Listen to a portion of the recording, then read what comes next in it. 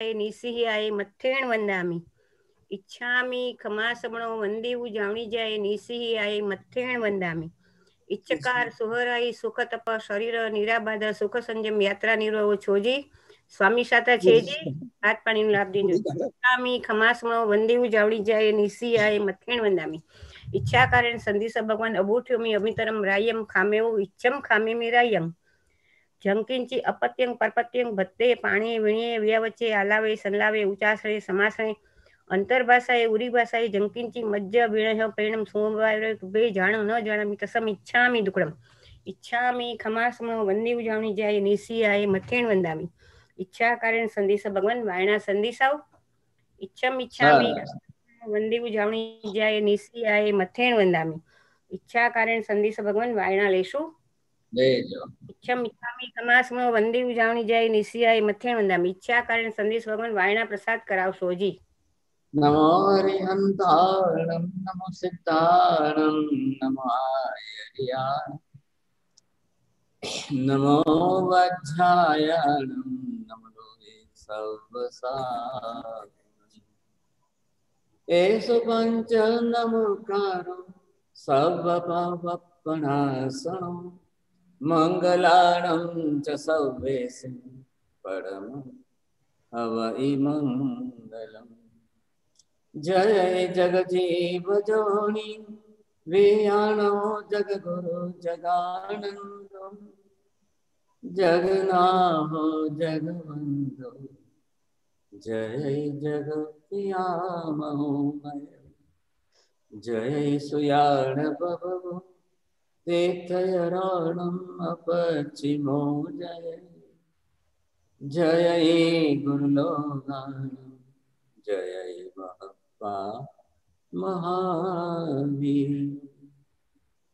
कल्याण पादपाराम श्रुत गंगा हिमाचलम विश्वाम्भोजरविंदेव वंदेहं ज्ञातनंदनम। सर्वारिष्ट प्रणाशाय सर्वाभिष्टार्थदाय सर्वलब्धि निधानाय श्री गौतम स्वामिने नमः। श्री सुधर्म स्वामिने नमः। अज्ञानतिमिरान्धं ज्ञानाञ्जनशलाकया नेत्रमुन्मीलितं येन तस्मै श्री गुरवे नमः।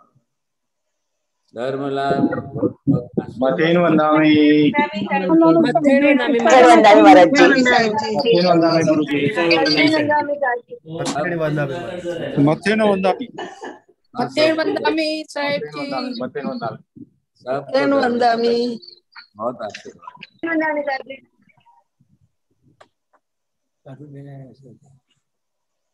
બોલો વિજયભાઈ, યથા પ્રવૃત્તિ કર્મ શા માટે કરી રહ્યા છીએ આપણે? આ શું જરૂર શું છે?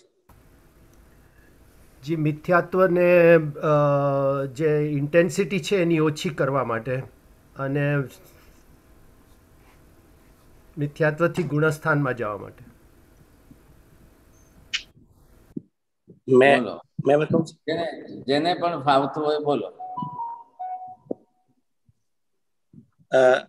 सम्यक दर्शन की प्राप्ति के लिए, मोक्ष की प्राप्ति के लिए। आप ऐसे बोलोगे तो मतलब क्या समझ में आएगा कि कोई होमवर्क नहीं कर रहा है, कुछ भी पिछला ध्यान नहीं है, बस वो लास्ट वर्ड मोक्ष शब्द डाल दिया, मतलब सब आ गया। मथेवंदामी साहब जी, मथेवंदामी साहब जी, ग्रंथि भेद करने के लिए यथा प्रवृत्तिकरण करना बहुत जरूरी है, तभी हम ग्रंथि भेद करेंगे। तभी यथा प्रवृत्तिकरण करવાનું કારણ એ છે કે આપણામાં મિથ્યાત્વ જે પડેલું છે એ મિથ્યાત્વને નહીં. अब जिसने बरोबर ध्यान से सुना है, समझा है, सीखा है, तो टू द पॉइंट बोलेंगे आप। धीरे धीरे हमारे गुणों को बढ़ाते हुए जाना। अभी मैं बोलूं कि एक माला गिनना, तो फिर आपको क्या लगेगा? फिर गुरुजी 70 कोड़ा कोड़ी सागरोपम से 1 कोड़ा कोड़ी सागरोपम में आना। वेरी गुड, फर्स्ट क्लास, इनका फर्स्ट नंबर आया, फर्स्ट प्राइज भी आया।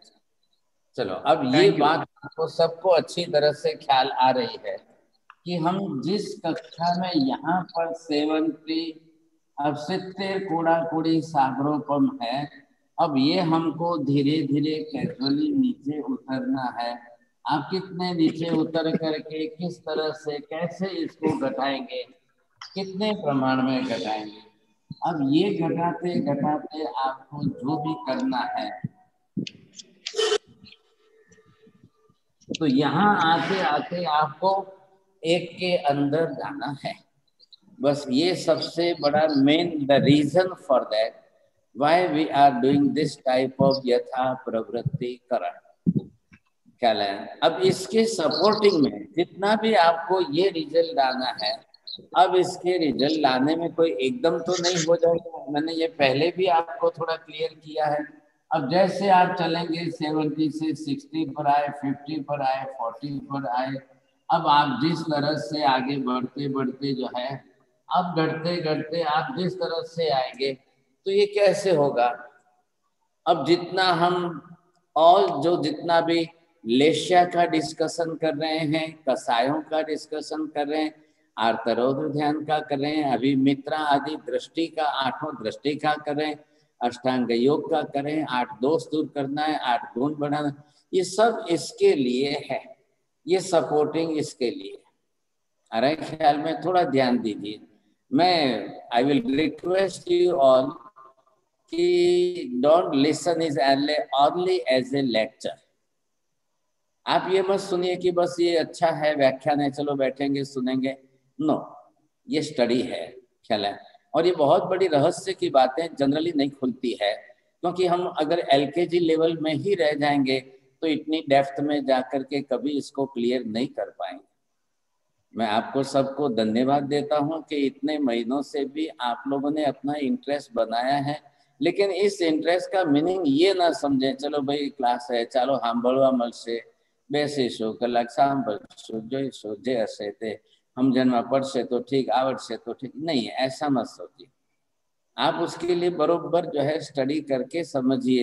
ये मैं भी समझता हूँ आप लोगों के लिए नया सब्जेक्ट है, काफी डिफिकल्ट भी है, और इसका कर्म ग्रंथ वगैरह का भी बेसिक स्टडी नहीं है, लेकिन जो समझ रहे, मैं इतनी मेहनत करके इतना सिंप्लीफाई कर रहा हूँ, and with the help of black board, also with type of the teaching method. Otherwise मैं ऐसे बोलता रहूंगा तो बाउंसर चला जाएगा, पकड़ में भी नहीं आएगा। तो हमको ये करना है। अब हम चरमावर्त में आ गए, चरमावर्त में काफी आगे निकल गए। चरमावर्त का काल जो है 2 डिवीजन का हमने किया है, अर्ध चंद्र चरमावर्त और अर्ध पुद्गल परावर्त काल। ये तो बात सबकी समझ में है।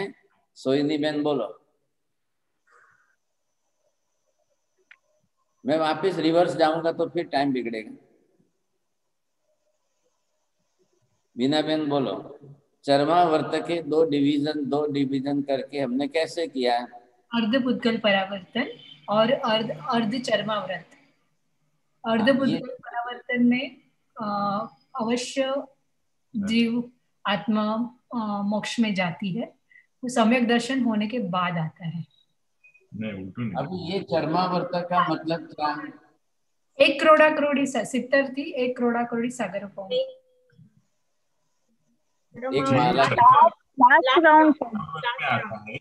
तो जीव उसका अंतिम पूरा जो एक पुद्गल परावर्तन का काल है उसमें आता है। जब अर्ध चरमाव्रत में पहुंचता है तब जीव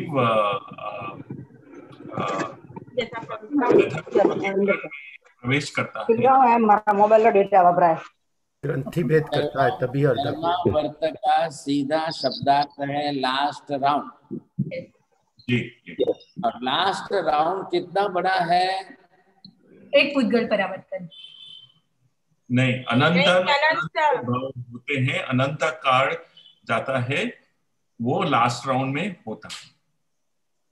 अब ये लास्ट राउंड में हम जब यहाँ पर एंटर हो चुके हैं तो अब इसके अंदर भी आपकी अनंत भव हो सकते हैं। अब ये पुद्गल परावर्त काल इतना लंबा चौड़ा है, और जब आप यहाँ आधे पर आए, ये आधा है, अब जब आप आधे पर आ गए तो यहाँ आपका ग्रंथि भेद करना है। अब यहाँ से आप ग्रंथि भेद करेंगे, सम्यक दर्शन हो जाएगा, तब अर्ध पुद्गल परावर्त काल आपका मोक्ष में जाने के लिए बचेगा। बोलो कांति भाई, बोल सो।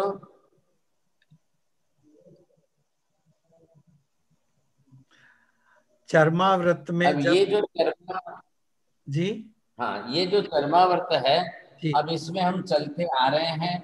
आपने जितने भी भव किए हो, जो भी कुछ कितना भी काल आपका गया हो, अब यहाँ आते आते आपको मार्गानुसारी बनना जरूरी है। अब जैसे ही आप मार्गानुसारी बनेंगे, मतलब क्या होगा, गुण डेवलप होने शुरू हो जाएंगे। सबसे बड़ी बात है कि इंटरनली जो गुण बढ़ने शुरू हो जाने चाहिए, और जब गुण बढ़ने के लिए, गुणों को समझने के लिए, गुणों को सीखने के लिए, और फिर सब चीजें, तो उसके लिए आपका विजन, जो इनर विजन, वो डेवलप होना चाहिए। तो यहाँ से आपकी मित्रा दृष्टि जो है, तारा दृष्टि है, ये सब आपकी दृष्टियां आपकी शुरू हो जाएगी। अब ये तो कल भी हमने स्टडी कर ली है, बिना गुण डेवलप हुए यथा प्रवृत्तिकरण नहीं होता है, और बिना यथा प्रवृत्तिकरण 70 कोड़ा कोड़ी से अर्धपुद्गल परावर्त तक आप नहीं पहुंच पाएंगे। बोलिए, अब ये बात आपको बरोबर समझ में आ रही है? दोनों बात पहले नक्की कर लो, समझे कि नहीं? विजय भाई मेहता, बोल सो। 2 सेंटेंस है। बिना यथा प्रवृत्तिकरण किए गुण डेवलप नहीं होता है, और यथा प्रवृत्तिकरण तब होता है जब 70 कोड़ा कोड़ी से 1 कोड़ा कोड़ी के उनकी कर्म स्थिति लेके आते हैं। चलिए, अभी आप थोड़ा सा ध्यान दीजिए। बोलिए, नीति बेन जैन बोलेंगे। Just repeat only the 2 sentence. You have to repeat only 2 sentence बस। जी, बिना गुणों के यथा प्रवृत्तिकरण नहीं हो सकता, और बिना 70 कोड़ा कोड़ी को बिना 70 कोड़ा कोड़ी को मतलब 1 कोड़ा कोड़ी तक लाए बिना यथा प्रवृत्ति नहीं होता। बिना यथा प्रवृत्तिकरण के 70 से 1 तक आप नहीं पहुंच सकते हो। बोलो कांति भाई, बोलो। हाँ महाराज साहब, आप आज ये पूछ रहे हैं ना, तो उसमें हम सभी को ये कंफ्यूज हो रहे हैं अभी कि चर्माव्रत से अर्ध चर्माव्रत और यथा प्रवृत्तिकरण और मार्गानुसारी, ये जो शब्द है ना, उसमें हम अटक जाते हैं। तो ये आप मेहरबानी करके कृपया करके चलो ये देखिए, चर्मावर्त का सीधा मतलब यहाँ पर लास्ट राउंड। ओके, आपने यहाँ पर लास्ट राउंड में प्रवेश किया, ख्याल है कि नहीं? अब लास्ट राउंड में भी आप चलते चलते कितने भव करेंगे पता नहीं है। अब असंख्य भव भी बीत जाएंगे, लेकिन लास्ट राउंड में से आते आते जब अर्ध पुद्गल परावर्त काल बचता है, it means this is the clockwise. If here is the 12 o'clock, you are entering in that LR, and then you are coming up to this 1, 2, 3 o'clock, 4 o'clock, 5 o'clock. After that 5 o'clock, you are starting this यथा प्रवृत्तिकरण, मित्रा दृष्टि, तारा दृष्टि, बला दृष्टि, और फिर इसमें आपके कसायों का शमन होना। तो वो कैसे होगा? मार्गानुसारी से। मार्गानुसारी in the sense all the general virtues of life. आपको ये समझना है, यहाँ पर अभी आपको जनरल वर्च्यूज, जो जैसे कल देखिए विजय भाई मेहता ने कहा कि मैंने सहनशीलता बढ़ाई, सरलता बढ़ाई है। ये उन्होंने अपने लाइफ की बात की, उनका ओन एक्सपीरियंस। अब सरलता उन्होंने अच्छी बढ़ाई, तो एक गुण है उनका। अब ये गुण जैसे आपके अंदर डेवलप होगा तो वो दूसरे गुणों को लाता है। What is the basic principle for Praveen ji बोलना? एक गुण आपके जीवन में विकसित होता है तो वो दूसरे गुणों को मैग्नेट की तरह से खींच के लाता है। एक गुण जो विकसित होता है वो दूसरे गुणों को मैग्नेट जैसे खींच कर लाता है। बहुत अच्छी बात है। आप कोई भी आत्मा का कोई भी गुण विकसित करिए, कोई भी गुण, जिसको विजय भाई को सरलता लगा है, आपको और किसी को संतोष का गुण लगेगा, किसी को गंभीरता का गुण लगे, किसी को धीरज का गुण लगे, किसी को शांति का गुण लगे, किसी को विनय का गुण लगे, किसी को जिसको जो लगे, आप एक गुण तो जीवन में डेवलप करो, फिर आप देखेंगे कि it will attract so many other virtuous in your life. वो है मार्गानुसारी का जीवन। तो मार्गानुसारी में गुण विकसित हो रहे हैं। थोड़ा ध्यान से सुनना। जैसे जैसे गुण विकसित होते जाएंगे, कसाय आपके घटते जाएंगे, वाइस वर्षा। जैसे जैसे कसाय घटते जाएंगे, वैसे वैसे गुण आपके अंदर बढ़ते जाएंगे। बोलिए साहब। अब ये तो पायल बहन शाह, समझ में आ गई बात? बोलेंगे? बिल्कुल सिंपल है। मैं बोलूं साहब जी? ये बोल रहे हैं, पायल बहन बोल रहे हैं। नहीं? अच्छा बोलिए साहब। प्रियल बहन है, प्रियल बहन है, नॉट पायल, प्रियल। अच्छा अच्छा, प्रियल। हाँ बोलिए। જેમ જેમ આપણા ગુણોનો વિકાસ થાય છે તેમ તેમ કષાયની માત્રતા ઘટતી જાય છે અને જેમ જેમ કષાયની માત્રતા ઘટતી વધે છે તેમ તેમ આપણા ગુણોનો વિકાસ ઓછો થાય છે। आपने अपोजिट कर लिया। कसाय जैसे जैसे घटेंगे वैसे वैसे गुण विकसित हो जाएंगे। आपको पहले ये भी ध्यान देना है, ये कसाय आत्मा के गुणों को ढक कर के कर्म की प्रकृति बंद कर बैठे हैं। कसाय गुण, कसाय गुण मत बोलिए। कसाय जो है, एक कषाय आत्मा का गुणों को ढक के रखता है। हाँ, अब आपको ये पहले समझना है ओरिजिनल अंदर क्या है। अब ये हमारी आत्मा है, इधर देखिए। अब आत्मा के अंदर ये गुण है, दूसरा गुण है, तीसरा गुण है, चौथा गुण है। लेकिन इन गुणों के अंदर इधर देखिए, ये गुण जो है ये समता का गुण है, ये नम्रता का गुण है, ये सरलता का गुण है, ये संतोष का गुण है। आत्मा के ही गुण है। आत्मा के सिवा ये सरलता संतोष और किसी में नहीं रहते हैं।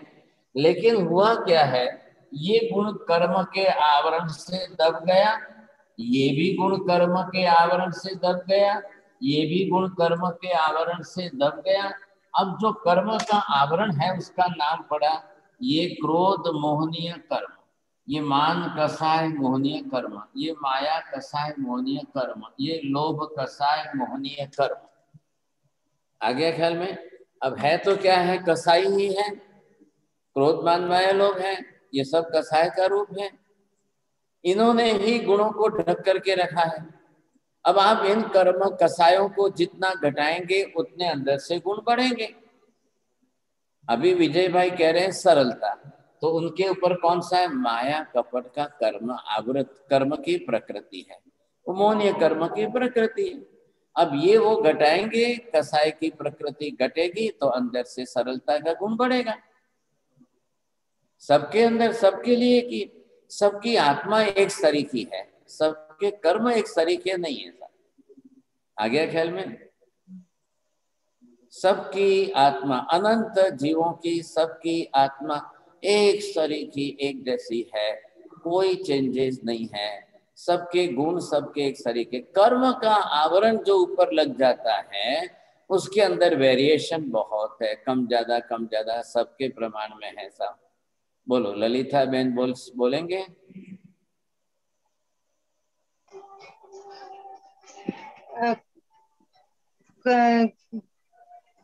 गुणों को, क्रोध मान माया लोभ गुणों को ढक रहे हैं। हाँ बोलिए, एल्सा बहन बोलो। सभी की आत्मा एक तरीकी है, गुण भी सभी आत्मा के एक तरीके है, बट उसपे जो कर्मों का आवरण आ गया है वो कम ज्यादा रहता है। हाँ, अब बरोबर है, आपको ये ख्याल आ गया।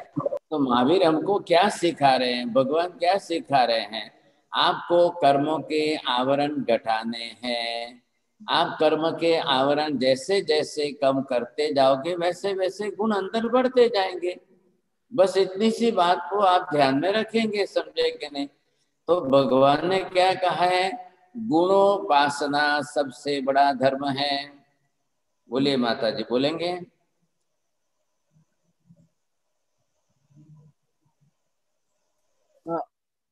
गुण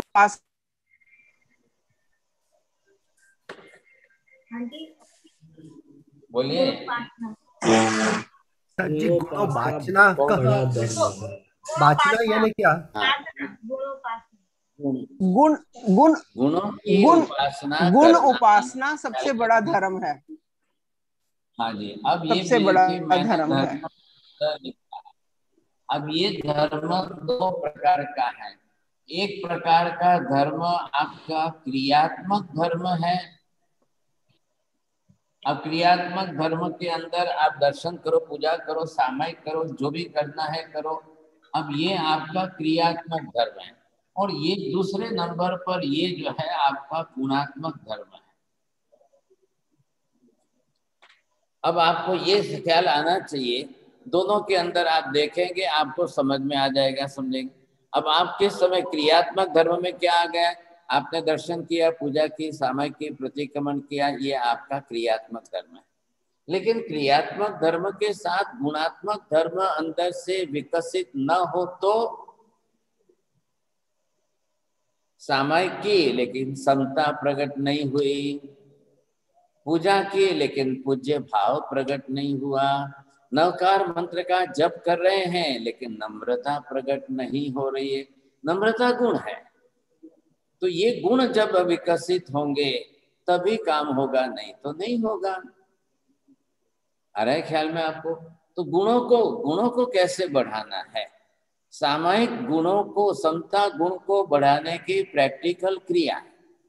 भगवान की पूजा, आत्मा में पूज्य भाव, just respect for all other person, वो पूज्य भाव बढ़ाने की पूजा क्रिया है।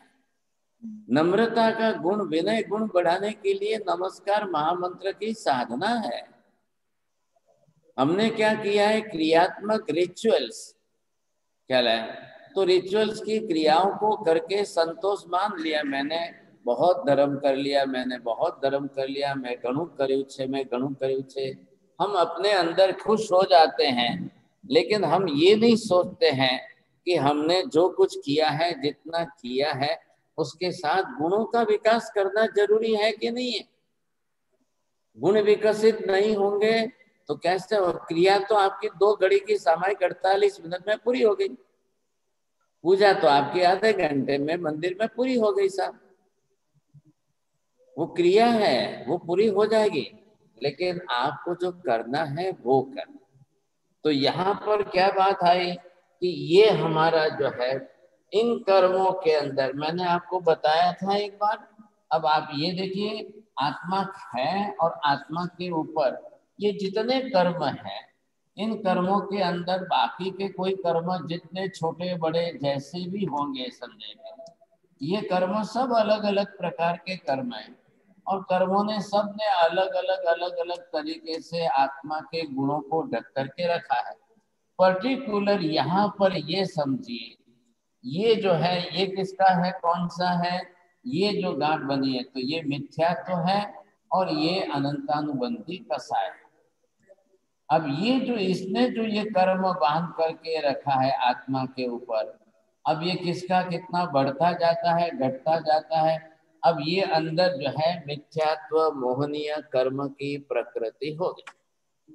इधर देखिए, ये आयुष्य कर्म की है, नाम कर्म की है, गोत्र कर्म की है, वेदनीय कर्म की है, शाता की है, अशाता की है। कोई आपको कौन सी तकलीफ देगा, ये कर्म आपको पर्टिकुलर कौन सी तकलीफ देगा, ये कर्म अंदर आपकी कौन सी तकलीफ देगा, सब अपने अपने हिसाब से है। और कोई 10 लाख बरस की है, कोई 10 करोड़ बरस की है, कोई 2 करोड़ बरस की है, कोई 5 करोड़ बरस की है, कोई 5 लाख बरस की है, कोई 5000 बरस की है। तो ये तो रोज है, कर्म तो हम बांध रहे हैं और कर्म की निजरा भी हम कर रहे हैं। तो इनकी सबकी होती जा रही है, नया भी बांधना हो रहा है, नई निजरा भी होती जा रही है। सवाल किस बात का है कि ये जो अंदर मिथ्यात्व मोहनीय कर्म इतना सॉलिड बन करके बैठा है, अब ये कर्म हम नहीं हटा रहे हैं और बाकी के कर्मों से हमारा काम चल जाता है। बाकी के कर्म प्रकृतियों में थोड़ा बहुत इधर उधर करके हमारा काम चल जाता है। हमको मनुष्य का जन्म मिल गया, हमारा पुण्य थोड़ा प्लस में था, गाड़ी बंगला मकान मिल गया, पत्नी पुत्र परिवार मिल गया, पैसा टका संपत्ति मिल गई, ये मिल गया, वो मिल गया, ये मिल गया, वो गया, लोग राजी हैं उसी में। ये किसी को ख्याल ही नहीं आ रहा है, इसका कोई सोचते ही नहीं है, क्योंकि मिथ्या तो मोह नहीं है। तो आत्मा को नहीं मानने देता है, परमात्मा को नहीं मानने देता है, मोक्ष नहीं मानने देता है, तत्व नहीं मानने देता, तो क्या नहीं तो नहीं सही, क्या फर्क पड़ता है? क्या फर्क पड़ता है? पुण्य है ना अपना, गाड़ी बंगला है, शादी हो गई है, पत्नी है, संतान हो गए हैं, खाओ पियो मजा कर रहे हैं, लाइफ चल रही है। ये कहाँ बीच में आ रहा है? इसका क्या लेना देना है? मिथ्या तो मोहनीय कर्म कहाँ बीच में थोड़ी आ रहा है, वो कोई डिस्टर्ब थोड़ी कर रहा है आपकी लाइफ में। कैसा भी मिथ्यात्वी है, कैसा भी नास्तिक है, शादी तो हो जाती है ना, शादी हो गई, संतान हो गए, गाड़ी बंगले सब है, आराम से खाओ पियो, लीला लहर करो, मजा करो, जीवन बताओ।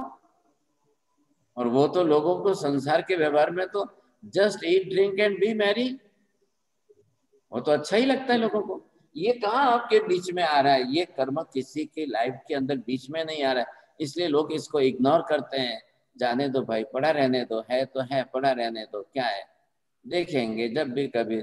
लेकिन ये कोई नहीं समझता है कि ये मिथ्यात्व मोहनीय कर्म मेरा स्पिरिचुअल डेवलपमेंट होने ही नहीं देता है, मुझे एक कदम भी आगे मोक्ष के मार्ग में आगे बढ़ने ही नहीं देता है।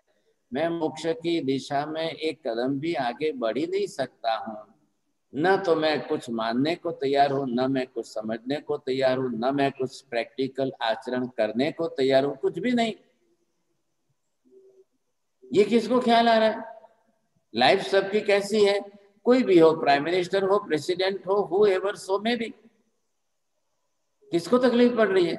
लाइफ जीने के अंदर कोई तकलीफ नहीं पड़ रही, आराम से जीवन जी रहे हैं सब, अपना खा पी करके मस्त है। What is the goal of life? What is the aim of life? बस हमारी लाइफ का एम गोल क्या है? बस सुख संपत्ति सुविधा सारी मले, खाई पीने लीला लहर करिए, पति गई साहब बताए नाती વધારે શું માથાકૂટ કરવાની છે, क्या चाहिए इससे ज्यादा, और क्या मतलब है? ये कौन करेगा? इसका काम कौन करेगा? अब according to the destiny, what the destiny says that जब भवी आत्मा के मोक्ष में जाने का एक पुद्गल परावर्त काल ही शेष रहेगा, then that destiny will work, तब आप चर्मावर्त में प्रवेश करोगे। और जब अर्ध पुद्गल परावर्त ही शेष बचेगा तभी आप ग्रंथि भेद के समय पाओगे, और तभी आप जो है यथा प्रवृत्तिकरण करोगे, मित्र आदि दृष्टि का उपयोग करेंगे, जीवन में गुणों को विकसित करोगे, अनंतानुबंधी आदि कटेंगे, तब जाकर के ग्रंथि भेद होगा, नहीं तो नहीं होगा। बोलो Parul Ben बोलशो।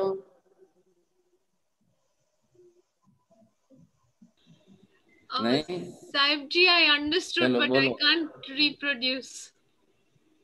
I understood exactly. चलो चलो ठीक, बोलो बोलो जनक भाई बोलो। જીવ જ્યારે એક પૂતગલ પરાવર્તન કાળમાં આવશે, શેષ રહ્યું હશે, ત્યારે ચર્માવ્રતમાં પ્રવેશ કરશે, અને અડધો પૂતગલ પરિવર્તન કાળ શેષ બચ્યું હશે ત્યારે એ ગ્રંથિ ભેદની બાજુમાં આવશે, અને ગ્રંથિ ભેદ બધું જે એનું જે યથા પ્રવૃત્તિકરણ છે એ બધું કરી અને ગ્રંથિ ભેદ કરી અપૂર્વકરણ કરી અને ગ્રંથિ ભેદ ખતમ કરશે। अब now it is according to the destiny, लेकिन आपको डेस्टिनी के भरोसे बैठे रहना है कि आपको एफर्ट, पुरुषार्थ ज्यादा करना है। Who knows about that destiny? अनंत अनंत जीव है संसार के अंदर, किसका मोक्ष नजदीक हो है, किसका मोक्ष काल आना है, तथा भव्यत्व किसका परिपक्व हो रहा है। तो इस डेस्टिनी से के भरोसे आप बैठे नहीं रहोगे, आपको अपना पुरुषार्थ करना है। If there is no rain, the farmer will do their farm, and in that farm he will take the water from any other sources, because he want to grow any grains and vegetables, whatever it may be.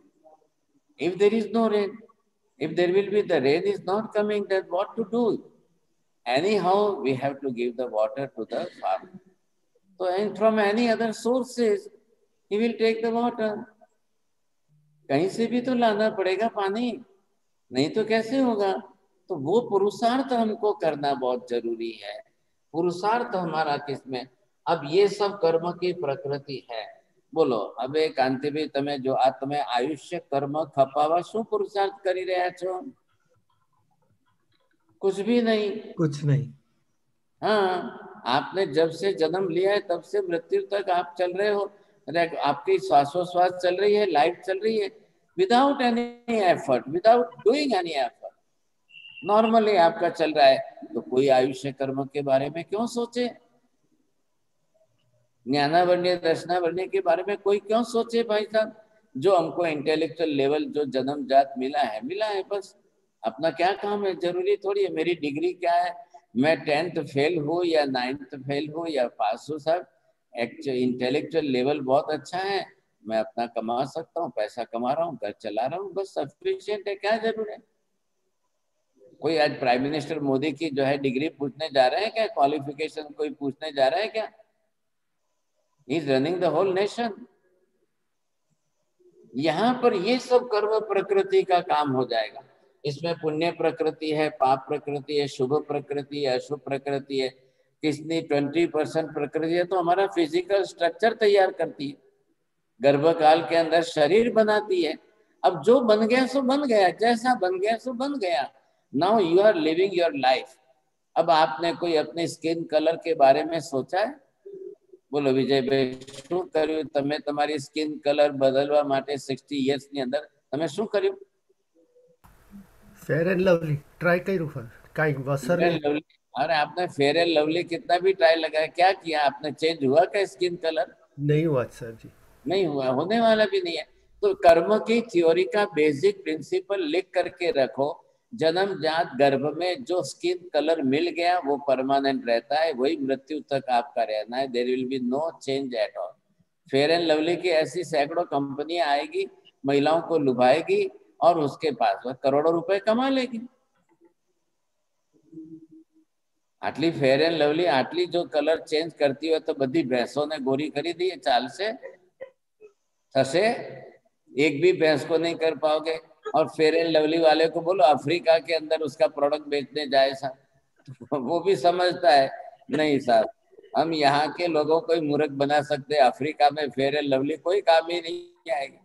और दुनिया में कोई काम नहीं, कुछ भी काम नहीं आने वाला है। जो जन्मजात स्किन कलर आपके कर्म के अनुसार मिला है, कर्मों के हिसाब से मिला है।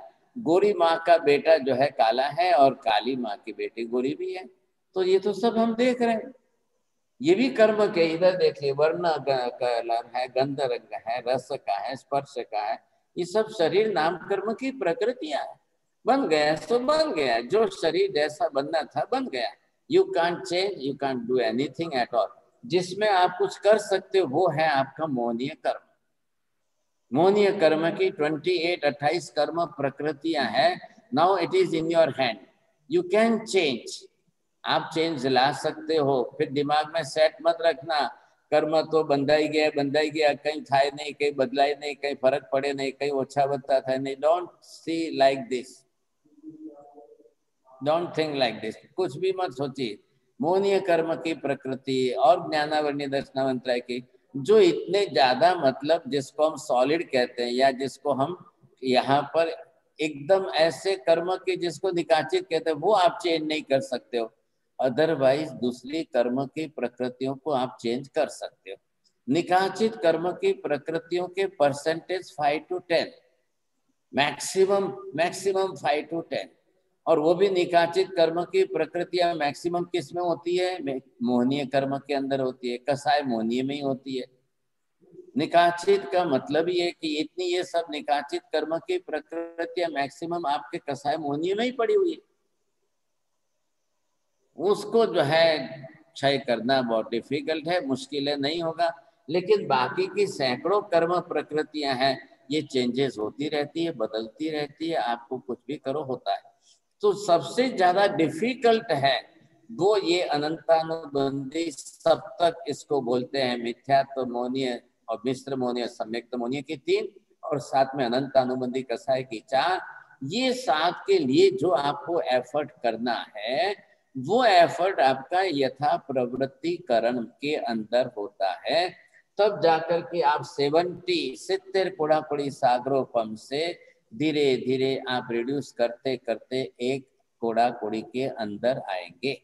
उसके लिए आपको गुणों को विकसित करना कंपलसरी है।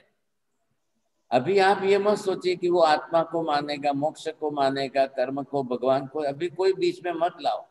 मार्गानुसारी के अंदर कोई आत्मा की बात नहीं की है, मार्गानुसारी के अंदर कोई परमात्मा की बात नहीं की है, मोक्ष की बात नहीं की है।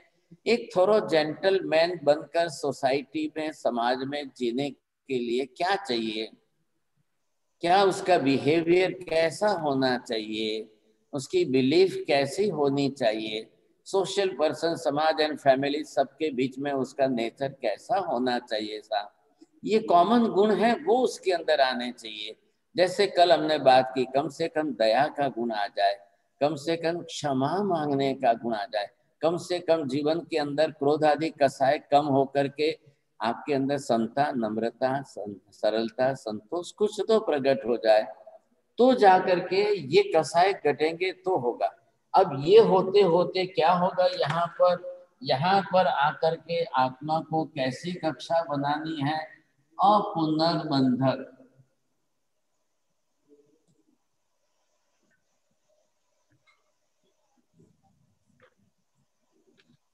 बोलो, હવે તમને ખ્યાલ આવી ગયો? અપુનર્બંધક शब्द का अर्थ क्या है? शैलाबेन बोले।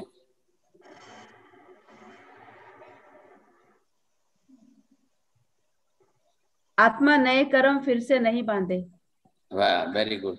अब जो मिथ्या तो मोहनीय की कर्म प्रकृति यहाँ बंधी हुई है और अब जीव यथा प्रवृत्तिकरण कर रहा है, मित्र आदि दृष्टि से इनर विजन जो अपना डेवलप कर रहा है, तो उसको दूसरी बार वापस यही मिथ्या तो मोहनीय कर्म नहीं बांधना है।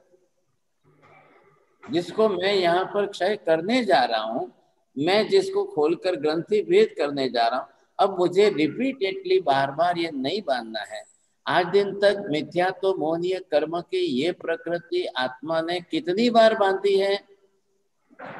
बोलो। वर्षा बहन 17 बोलेंगे? नहीं। सोनल बहन बोलेंगे? अनंत भाई साहब जी। बहुत अच्छी बात। जब आत्मा ने बीते हुए अनंत भूतकाल में मिथ्या तो मोहनीय की कर्म प्रकृति अनंत बार बांधी है, अब आपको आज के बाद नहीं बांधनी। When you have decided that अब मैं यथा प्रवृत्तिकरण कर रहा हूँ, अब मैं ग्रंथि भेद करना चाहता हूँ, अब मैं मिथ्यात्व को हटाकर सम्यक दर्शन प्राप्त करना चाहता हूँ, अब मैं रिपीटेडली सेकेंड टाइम दोबारा वापस अपुनर्बंधक कक्षा के अंदर आ जाता हूँ, मैं दूसरी बार वापस दोबारा नहीं बांधूंगा। ये आपको फाइनल डिसीजन करना है, संकल्पबद्ध होना चाहिए। जो ये डिसीजन कर ले वो यथा प्रवृत्तिकरण शुरू करे, वो मित्र आदि दृष्टि के अंदर आ जाए, वो अपने कसाय को घटाना शुरू कर दे, क्योंकि फिर कसाय बढ़ाएगा, फिर वापस कर्म प्रकृति बढ़ेगी, फिर कसाय करेगा, फिर नए कर्म बनते जाएंगे। तो इसके लिए सबसे पहला चांस आपके पास है, कसाय घटाते जाइए, कसाय कम करते जाइए, कसायों में आपको वापस आगे उलझना नहीं है। बोलेंगे आप? क्या ख्याल आया? सर जी थोड़ा सा वो लैग हो गया था तो पूरा सुना ही नहीं दिया। कसाई घटाने चाहिए उसके बाद का जो है ना वो सुना ही नहीं दिया था। आवाज आ रही है? हाँ आ रही है, खाली वो थोड़ा सा लैग आ गया था। हाँ, तो जो जिसको मिथ्यात्व मोनीय कर्म की प्रकृति क्षय करनी है उसको अपुनर्बंधक कक्षा के अंदर आकर के कसायों को घटाते जाना है। जितने प्रमाण में कसायों को घटाते जाएंगे तो धीरे धीरे आपको नया कर्म का बंध वापस नहीं होगा।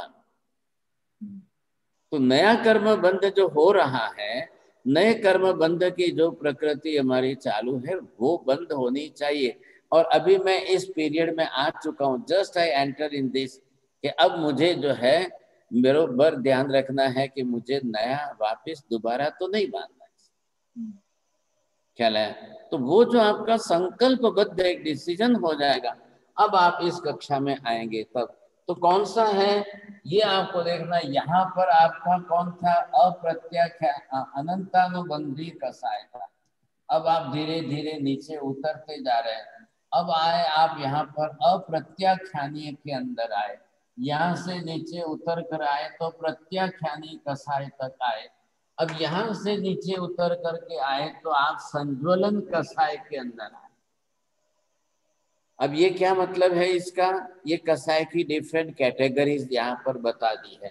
तो इधर अनंतानुबंधी कसाय ये लाइफ लॉन्ग है एंड अनंत भवों तक आगे चलता है। ये आपका चल रहा है ओनली फॉर 1 ईयर, इसकी टाइम लिमिट। ये प्रत्याख्यानी कसाय ओनली फॉर 4 मंथ्स, और ये आपका चल रहा है ओनली फॉर 15 डेज चलाएगा। तो ये कौन से कसाय है? संज्वलन कसाय, हमारी day to day routine life के कसाय है। मम्मी ने कहा, बेटे ने नहीं माना, मम्मी ने थप्पड़ मारी। अब ये कौन सा है? संज्वलन है। थप्पड़ मारी, बच्चा रोया भी सही, और फिर वापस मम्मी का ही प्यार है, ममता है, वो वापस आके उसको उठाएगी, खिलाएगी, पिलाएगी, भोजन कराएगी। 2 घंटे में उनका कसाय पूरा हो गया, वो संज्वलन कसाय। तो डे टू डे लाइफ के अंदर जो जीने के लिए, तो वो आपके मिथ्यात्व को जाकर के नहीं टच कर रहा है। आप इधर से आए प्रत्याख्यानी कसाय, the time limit is only for 4 months, 120 days. अब चला भाई, किसी का भी 2 भाई के बीच में चला, पति पत्नी के बीच में चला, भाई बहन के बीच में चला, सास ससुर के बीच में चला, सास और बहू के बीच में चला। महीना गया, बीत गया, 2 महीना गया, बहू पियर चली गई थी, वापिस आई, 2-4 महीने के अंदर आपका सेटलमेंट हो गया, बात पूरी हो गई। थर्ड में आप यहाँ तक आए अप्रत्याख्यानी कसाय, तो इसकी भी लिमिट अप टू 1 ईयर। ये कसाय चलेगा आपकी लाइफ में 1 ईयर तक चलेगा। लेकिन आपने संवत्सरी प्रतिक्रमण की, खमत खामना कर दी, क्षमा याचना कर दी, बात भूल करके आप नॉर्मल हो गए साहब। तो अब वो आपकी कर्म बंध की स्थिति ज्यादा नहीं बढ़ रही है। इसके लिए व्यवस्था की भगवान ने, इस व्यवस्था के अंदर हमको पर्यूषण दे दिए, संवत्सरी का पर्व दे दिया, ये 84 प्रतिक्रमण दे दिया, इसके अंदर प्रतिदिन के राई और देवसी के प्रतिक्रमण दे दिए। आ रहा है ख्याल में आपको?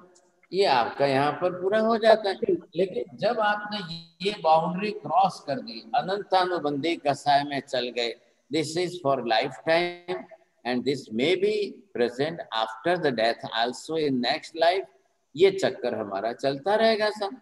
तो बेटर क्या करना है हमको? हमारे कसाय घटाना बहुत जरूरी है। आप कसाय नहीं घटाएंगे, कम नहीं करेंगे, तो गुण डेवलप ही नहीं होंगे। फिर आपके गुण नहीं बढ़ेंगे तो आपका यथा प्रवृत्तिकरण नहीं होगा। गुण नहीं बढ़ेंगे तो अब पुनर्बंधक की कक्षा में वापिस नहीं आएंगे। गुण नहीं बढ़ेंगे तो 70 कोड़ा-कोड़ी से 1 कोड़ा-कोड़ी के अंदर आप नहीं आएंगे। फिर कसाय बढ़ेंगे, फिर वापस कर्म बंद होगा। इसी कारण जीव को जो है ये यथा प्रवृत्तिकरण कितनी बार करना पड़ता है? बार बार क्यों करना पड़ता है? क्यों बार बार करता रहता है जीव? समझे कि नहीं? तो ये आपको अच्छी तरह से ख्याल में आ जाना चाहिए। अब आप इस कक्षा में जब आ चुके हो तो हमेशा अपने लिए करिए साहब। आप कर सकते हो प्रतिदिन के प्रतिक्रमण करिए, नहीं करते हो 84 पक्षी कर लो, पक्षी पाक्षिक प्रतिक्रमण आगे बढ़ गए, चौमासी प्रतिक्रमण कर लो। कम से कम पर्यूषण और संवत्सरी को तो छोड़ना ही नहीं है, चाहे कुछ भी हो जाए, 2 डिग्री टेम्परेचर हो तो भी मुझे संवत्सरी तो कर ही लेना है। So because of that I will not cross this boundary. ये महत्व का है। अब हम यहाँ से ये नीचे उतरना चाहते हैं, तो जो भी है, समझे कि नहीं, आपने देखा है ना, आप क्रिकेट खेलते हैं तो बैट्समैन के लिए कितनी जगह रहती है, पीछे उसके लिए स्टिक लगी हुई है। साहब जी आपने ये बताया 15 दिन और 1 बरस और वो सब, उसमें प्रतिक्षण ऐसा कोई है, प्रतिक्षण प्रतिक्रमण? क्षण तो ये है कि आपने चलते हुए चींटी पर पैर आ गया, चींटी मर रही है, तड़प रही थी, तो आपने जो है तुरंत क्षमापना कर दी, मिच्छा में दुक्कड़म दिया, एरिया वही कर ली, तत्समिच्छा में, ये प्रतिक्षण का हो गया। आप जितना शॉर्ट करके अपने आप को अवेयरनेस में लाओगे, मुझे नए कर्म नहीं बांधने हैं, और मुझे अगर डे टू डे लाइफ में कर्म बंद हो रहा है तो मैं तुरंत वहां से जो है मिच्छामि दुक्कड़म करके चलो, ये प्रतिक्षण के लिए हो गया। करिए आप अच्छी तरह से। लेकिन अगर इतनी ज्यादा अवेयरनेस नहीं है, वो किसकी थी, अजितनाथ भगवान से लेकर पार्श्वनाथ तक के 22 तीर्थंकरों के काल में ये अवेयरनेस बहुत ज्यादा थी, तब लोग प्रतिक्षण करते थे। लेकिन आज तो वो नहीं है हमारी कंडीशन, आज वैसी स्थिति नहीं है हमारी। तो आप सुबह का राई प्रतिक्रमण, शाम का देवसी प्रतिक्रमण, 15 दिन का पक्षी प्रतिक्रमण, 4 महीने का चौमासी प्रतिक्रमण और पर्यूषण में संवत्सरी, 5 प्रतिक्रमण की व्यवस्था शास्त्रकार ज्ञानी भगवंतों ने हमारे लिए की है। क्यों की है? अकॉर्डिंग टू कसाय। आप पहले ये भी ध्यान में रखिए, कसायों के हिसाब से की है, तो हमको कैसे भी करके कसाय घटाने जरूरी है। कसायों के नीचे दबे हुए गुण जो समता, नम्रता, सरलता आदि पड़े हैं, जब तक कसाय नहीं घटेंगे गुण विकसित नहीं होंगे। जब तक आपके बंगले का दरवाजा नहीं खुलेगा, आप अंदर प्रवेश ही नहीं कर पाओगे। बिना दरवाजा खोले तो कैसे अंदर जाओगे? तो ये तो आपको करना ही पड़ेगा सब। और वो ये यथा प्रवृत्तिकरण आदि जब जिस तरह से होता है, तो मैंने पहले आपको एक शब्द दिया था, थोड़ा ख्याल, नदी गोल पाषाण न्याय की बात की थी, आ रहे ना ख्याल में? With that river which is coming from the mountain, and big stones are also just floating with that water, you see. अब वो आते आते 1000 किलोमीटर तक घसीटा जाए तो धीरे धीरे गोल बन जाता है। आपने जंगल में कभी चींटियों को देखा है? चींटियां लाइन से चलती हुई सब जगह से एक एक कण मिट्टी का अपने सिर पर लाती है और ला करके चुन चुन करके इकट्ठा करती है और एक 4 फीट 6 फीट 8 फीट 10 फीट का माउंटेन बना देती है। कहीं देखा है कि नहीं आपने? वहाँ आपके यूएस में नहीं होता होगा, इंडिया में बहुत करती है। ऐसे चींटियां चलती है, हजारों लाखों की संख्या में चलती है, रात दिन मेहनत कर। अब चींटी तो है ही तेंद्रीय जीव ना, उसको तो आंख नहीं है, लेकिन वो जाएगी, एक मिट्टी का कण लाएगी और सब जा करके एक के ऊपर एक के ऊपर चढ़ाती रहती है, and they are building whole mountain. बड़ा अच्छा माउंटेन बन जाता है। वैसे ही जो है, पता नहीं है चींटी को, पता नहीं है कि वो क्या कर रही है, लेकिन उनके हिसाब से माउंटेन बन जाता है। आपने दीमक को देखा है? दीमक जो है, जेने गुजराती में उधई कहेवाय छे, એ જ્યારે લાકડું ખાય ત્યારે આમામ આમામ ફરતું ફરતું આમામ આમામ करता करता जाए, तो उसके खाने के लिए वहां पर एक डिजाइन बन जाती है, एक शेप बन जाता है, आकृति बन जाती है, और कभी कभी तो लगता है क्या अक्षर लिखा है कि क्या लिखा है। लेकिन वो दीमक तो तेंद्रीय जीव है, चींटी के जैसा ही है, उसको तो कुछ भी मालूम नहीं है कि मैं लिख रहा हूँ, कि मैं डिजाइन बना रहा हूँ, कि क्या कर रहा हूँ। इट डजंट नो एनीथिंग, लेकिन एक शेप बन जाता है, एक डिजाइन बन जाती है, एक आकृति। जीव भी इसी तरह से यथा प्रवृत्तिकरण जब उसके गुणों में रह करके करता है, अननोइंगली आल्सो, बिना समझे बिना जाने भी उसका संकल्प रहता है, तो वो धीरे धीरे धीरे धीरे यथा प्रवृत्तिकरण के समीप में आ जाता है और करते करते वो 70 कोड़ा कोड़ी से कब कितनी एक हो गई ये उसको पता ही नहीं चलता है। मैंने एग्जाम्पल अभी दिया कि नहीं आपका, वैसे ही चींटी की तरह से जीव को पता नहीं चलता है कि मैंने यथा प्रवृत्तिकरण किया और मैंने इतना रिजल्ट पाया। अब उसको कोई भी पता ही नहीं चल रहा है अंदर से। किसको पता चल रहा है आत्मा के अंदर क्या हो रहा है, आत्मा के अंदर कर्म का बंध कब हो रहा है, कर्म का आश्रव कब हो रहा है, बंध कैसा हो रहा है, निद्रा कब हो रही है, निद्रा कैसे हो रही है, पता ही नहीं चल रहा है। मैंने आपको एग्जाम्पल दिया था कि मदर माता के गर्भ के अंदर एक बालक अपना शरीर बनाता है, माता को कुछ भी पता नहीं चल रहा है। ये बालक जो है डम्ब एंड डीफ बनेगा कि ये बालक ब्लाइंड बनेगा कि ये बालक क्या होगा, कि इसके अंदर हार्ट में होल हुआ है कि नहीं है, कि हार्ट पूरा कम, माँ को कुछ भी पता नहीं चल रहा है। माँ 9.5 महीने तक इतना ही समझती है कि बस बालक का शरीर तैयार हो रहा है, समय होने पर मुझे जन्म देना। लेकिन 9.5 महीने तक सारी प्रोसेस चल रही है, उससे कुछ भी पता नहीं। आत्मा को यहाँ पर यथा प्रवृत्तिकरण करने में उसका कर्म घटाए कसाए घटे, अंदर से गुण डेवलप होवे और ये 70 कोड़ा कोड़ी से निद्रा होते होते आपकी निद्रा 1 कोड़ा कोड़ी तक आ जाए, ये रिजल्ट आपको यथा प्रवृत्तिकरण करने की क्रिया में ही लाना है। आपको भले ही पता ना चले क्योंकि कोई एक्सपीरियंस तो नहीं होगा। अब आपको एक्सपीरियंस किस में होगा, इन योर थॉट लेवल्स।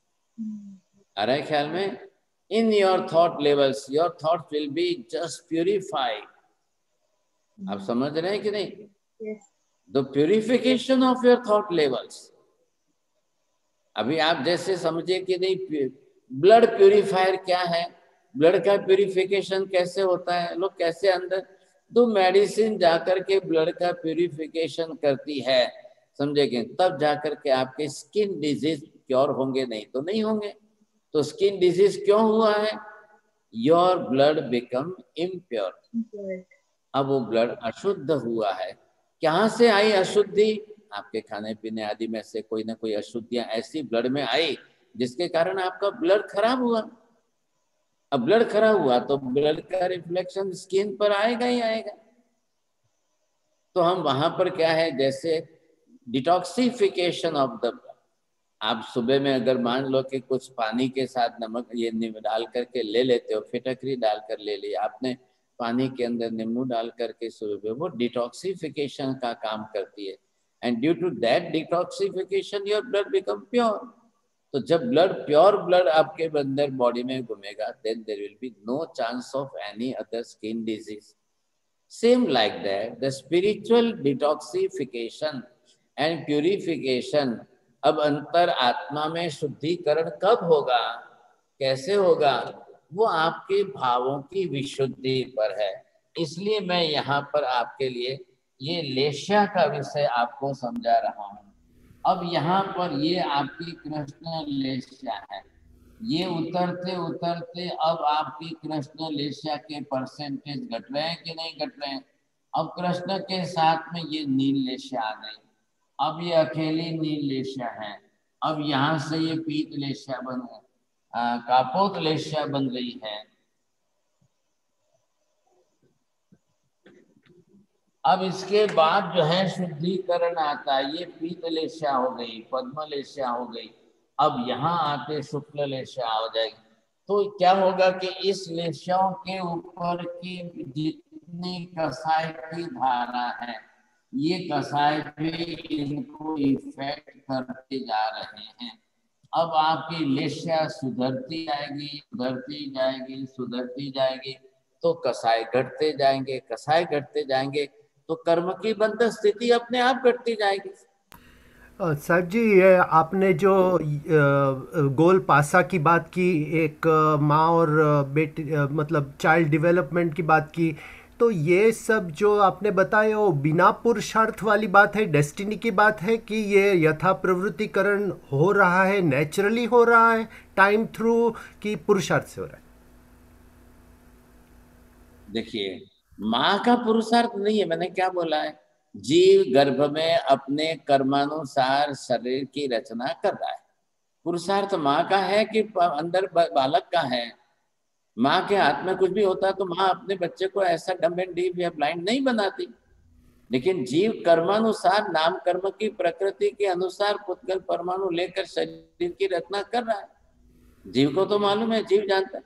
लेकिन जब कर्म की प्रकृतियां जितने प्रमाण में जिस तरह से जीव कर रहा है तो उसको भी पता नहीं है साहब, वो भी नहीं जानता है। गर्भ के अंदर जीव को मालूम नहीं है कि कान बन गया, कि नाक बन गया, कि नागी बना, कि हार्ट में क्या हुआ है, होल क्यों हुआ है, कुछ भी नहीं मालूम। तो ये कर्म की प्रकृतियों के अंदर है, आपको पता भी नहीं चलेगा। 70 कोड़ा-कोड़ी से 60 हो गई, 50 हो गई, 40 हो गई, 30 हो गई, 20 हो गई, 10 हो गई, 1 हो गई, आपको पता ही नहीं चलेगा। इसलिए मैंने ये एग्जाम्पल दे, दीमक का एग्जाम्पल, चींटी का एग्जाम्पल, नदी गोल पानी का एग्जाम्पल, ये इंटरनल प्रोसेस। अब आपको क्या साइन आएंगे, पता क्या चलेगा, मेरा कसाय घटा है, मेरे लेशिया विचारों के अंदर थॉट लेवल्स, मेरा प्यूरिफिकेशन हो रहा है। ये यहाँ तक था, ये मैंने लिखा है, लिस्ट आप देख लो, कृष्ण लेशिया, नील लेशिया, काबुत लेशिया, से उतरते उतरते। लेकिन आपने बताया सर कि यथा प्रवृत्तिकरण तो हमको ही करना है, हमको ही करना है, तो ये तो बात थोड़ी डिफिकल्ट हो। आप कर रहे हो तभी अंदर की ये प्रोसेस चल रही है, थॉट प्यूरिफिकेशन चल रहा है, लेशियाएं आ रही है, लेशियाएं शुद्ध होती जा रही है, दृष्टि आ रही है, इनर विजन खुलता जा रहा है, कसाय शांत होते जा रहे हैं, कसाय घटते जा रहे हैं। ये सब आपके पुरुषार्थ में हो रहा है, लेकिन इसके रिजल्ट में अंदर 70 कोड़ा-कोड़ी से आप 1 तक आ रहे हो, ये पता नहीं चल रहा है। जी थैंक यू सर। क्या है कि नहीं, ये पता नहीं चलेगा। और जब अपूर्वकरण ग्रह लोगे, ग्रंथि भेद हो जाएगा, सम्यक दर्शन आ जाएंगे, तो सम्यक दर्शन के सिम्टम्स अपने आप आएंगे। You will justify that. क्या रहेगा, जब आपको टेम्परेचर बढ़ता है तो फिजिकल बॉडी में टेम्परेचर, यू रियलाइज दैट। और जब आपका टेम्परेचर उतर के नॉर्मल हो जाए तब भी आप उसको रियलाइज कर रहे हो।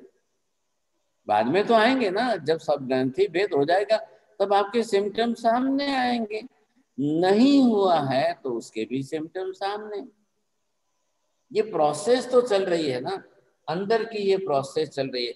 अब आपको अपनी तरह से जस्टिफाई कर लो, क्या हुआ, मेरे विचारों में से लेशिया सुधरी की घटी, क्या हुआ, मेरी लेशियाओं के अंदर प्रमाण घटा बढ़ा, अपना सेल्फ जस्टिफिकेशन। आपको ख्याल आ रहा है? बोले कीर्ति जी जैन।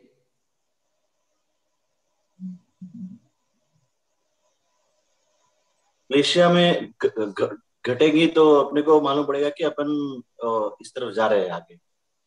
लेशिया का मतलब क्या, अशुभ लेशिया के अंदर विचार खराब आते थे और शुभ लेशिया आने के बाद अभी विचार खराब नहीं आ रहे हैं, अच्छे विचार। ये तो फर्क पड़ गया। ये समझ में आया कि नहीं आया? ये हमको बहुत अच्छी तरह से पहले से समझ में आना चाहिए, समझे कि नहीं? क्या हुआ, एक भाई जो है गरीब को दान देने के लिए गया। एक बेगर पर्सन था, वो गरीब बेचारा रास्ते पर सोया हुआ था।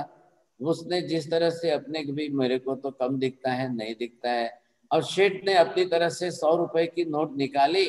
बोले मैं 100 तो नहीं दे सकता हूँ, मैं तुमको नोट जरूर देता हूँ और अंदर से खुले पैसे लेकर के आपको मैं 5 रुपए दूंगा। तो भिखारी ने बोला अच्छी बात है शेठ, आपको जो उचित लगे, जैसा लगे कर लो। अब जब ये पुण्य उपार्जन करने का अच्छा समय है और शेठ अपने दान देने की इच्छा से आए, लेकिन उसके अंदर माया कपट की बुद्धि आ गई साहब। उसने अंदर से पैसा गिनना, वो भिखारी के कटोरे में से पैसा गिनना शुरू किया, तो उसमें से 100 के बदले 200 निकले। तो वो 200 ही ले गया और 100 रख करके चला गया। बोलो હવે એને શું કર્યું, દાન આપ્યું, પુણ્ય ઉપાર્જન કર્યું કે પછી માયા કપટ કરી, શું કર્યું? माया कपट। बरोबर। अब माया कपट करके उसने दान किया क्या? तो माया कपट ये कसाय है कि नहीं है? अब माया कपट के कसाय से उसने दान करके पुण्य बांधा कि कसाय करके कर्म बांधे? अब इससे हुआ क्या कि यथा प्रवृत्तिकरण शुरू भी किया होगा। मान लो यथा प्रवृत्तिकरण स्टार्ट भी किया होगा, लेकिन वो रिवर्स में वापस बैक चला गया। अब वो दोबारा जब आएगा तब यथा प्रवृत्तिकरण करेगा सर। अब वो 200 रुपए ले तो गया, लेकिन उसके दिमाग के अंदर वही बात घूमती रही। अरे मैंने ये क्या, वो बेचारा बेघर तो ब्लाइंड था, लेकिन मैंने ये क्या किया। वो 4 दिन के बाद 200 रुपए वापिस लेकर के आया। वो वापिस लेकर के आया और उस भिखारी के पात्र में डालना, तो आवाज तो आएगी ना कॉइन्स की। तो वो भिखारी बोलता है, शेठ आज इतने बड़े शेठ कौन आए, इतना पैसा कौन दे रहा है, इतना पैसा कौन दे रहा है, इतना ज्यादा कौन दे रहा है। अब उस शेठ को क्या बोलना चाहिए? શું કરવું જોઈએ કાંતિ ભાઈ બોલો? माफी मांगवी चाहिए, क्षमा याचना करनी चाहिए, अपना पाप प्रकट करना चाहिए। भाई मैं 4 दिन पहले आया था, मैंने 100 की नोट रखी थी, मैं 200 ले गया, बोलना चाहिए कि नहीं? वो कुछ भी नहीं बोला। अब फिर उसकी माया कपट सामने आई साहब, 200 रुपया तो वापिस डाल रहा है, लेकिन क्षमा याचना नहीं कर रहा है, और वो अपने तरफ क्रेडिट ले रहा है कि आज इतने बड़े डोनर कौन आए। वो गरीब भिखारी बोल रहा है, इतने बड़े पे आज डोनर मेरी लाइफ में कभी नहीं बोले। धड़ाधड़ इतने पैसे दे रहा है, इतने कॉइन्स दे रहा है। वो तो खुश हो गया, शेठ जी बहुत बड़ा उपकार कर रहे हो आज तो मेरे ऊपर। वो शेठ अपनी तरफ से उसने पाप का प्रायश्चित नहीं किया, उसने क्षमा याचना नहीं की, उसने अपनी बात स्पष्ट करके बोला तक नहीं, और वो क्रेडिट लेकर के, क्योंकि दूसरे 4 लोग जो है वो सुन रहे थे, देख रहे थे, तो फिर वापिस उसी विषय में आकर फिर माया कपट करके कर्म बांध के गया सर। अब क्या करना सर? तो पहले तो 200 ले गया था, इसलिए उसने वापस आया, 4 दिन के बाद आकर डाला। अब नीति बहन बोलिए, वो वापस कब, महीने 2 महीने के बाद कब वापस आएगा? अब वो क्षमा करेगा? अब तो देना लेना कुछ नहीं है ना, 200 तो वापस दे दिए, अब क्या करना बोलिए? महाराज जी, उसको आई थिंक एहसास ही नहीं होगा कि मुझे क्षमा मांगनी चाहिए। उसको लगेगा मैंने अपना जो पाप किया था वो ठीक कर लिया, उसको रीसेट कर लिया, लेकिन क्षमा मांगने का हाँ, अब ये जब नहीं मांगेगा तो इधर वापिस दूसरा कर्म बीच में आया कि नहीं आया? कौन आ रहा है? आप देखिए ना, माया कपट कसाय मोहनी है। माया भी तो कसाय मोहनी में ही आती ना, क्रोध मान माया लोग, वही बीच में आ रही है। अब वो यथा प्रवृत्तिकरण कर नहीं सकता है, अब उसकी इच्छा खराब हो गई, आर्तरौद्र की परिणति आई, कसाय की वृत्ति आई, तो गुण नहीं बढ़ रहा है ना, ये तो गुण से विपरीत दोष बढ़ रहा है। दोष वृत्ति के अंदर दृष्टि भी खुलती नहीं है, यथा प्रवृत्तिकरण नहीं होता है, वो रिवर्स जाएगा वापिस। इसलिए शास्त्र के अंदर भगवान क्या कह रहे हैं कि जीव इस तरह से यथा प्रवृत्तिकरण भी असंख्य बार कर लेता है। आया ख्याल में? आया? ऐसा करते करते जीव यथा प्रवृत्तिकरण स्टार्ट करता है, फिर रिवर्स जाता है, फिर स्टार्ट करता है, फिर रिवर्स जाता है, असंख्य बार ऐसा कर लेता है। क्यों कर रहा है? फिर कसाय के कारण कर रहा है। गुण जो उसको बढ़ाने थे, अब इधर तो उसको गरीब को पैसा देने में कोई आत्मा परमात्मा मोक्ष तो कोई बीच में आ ही नहीं रहा है, किसी की जरूरी नहीं है।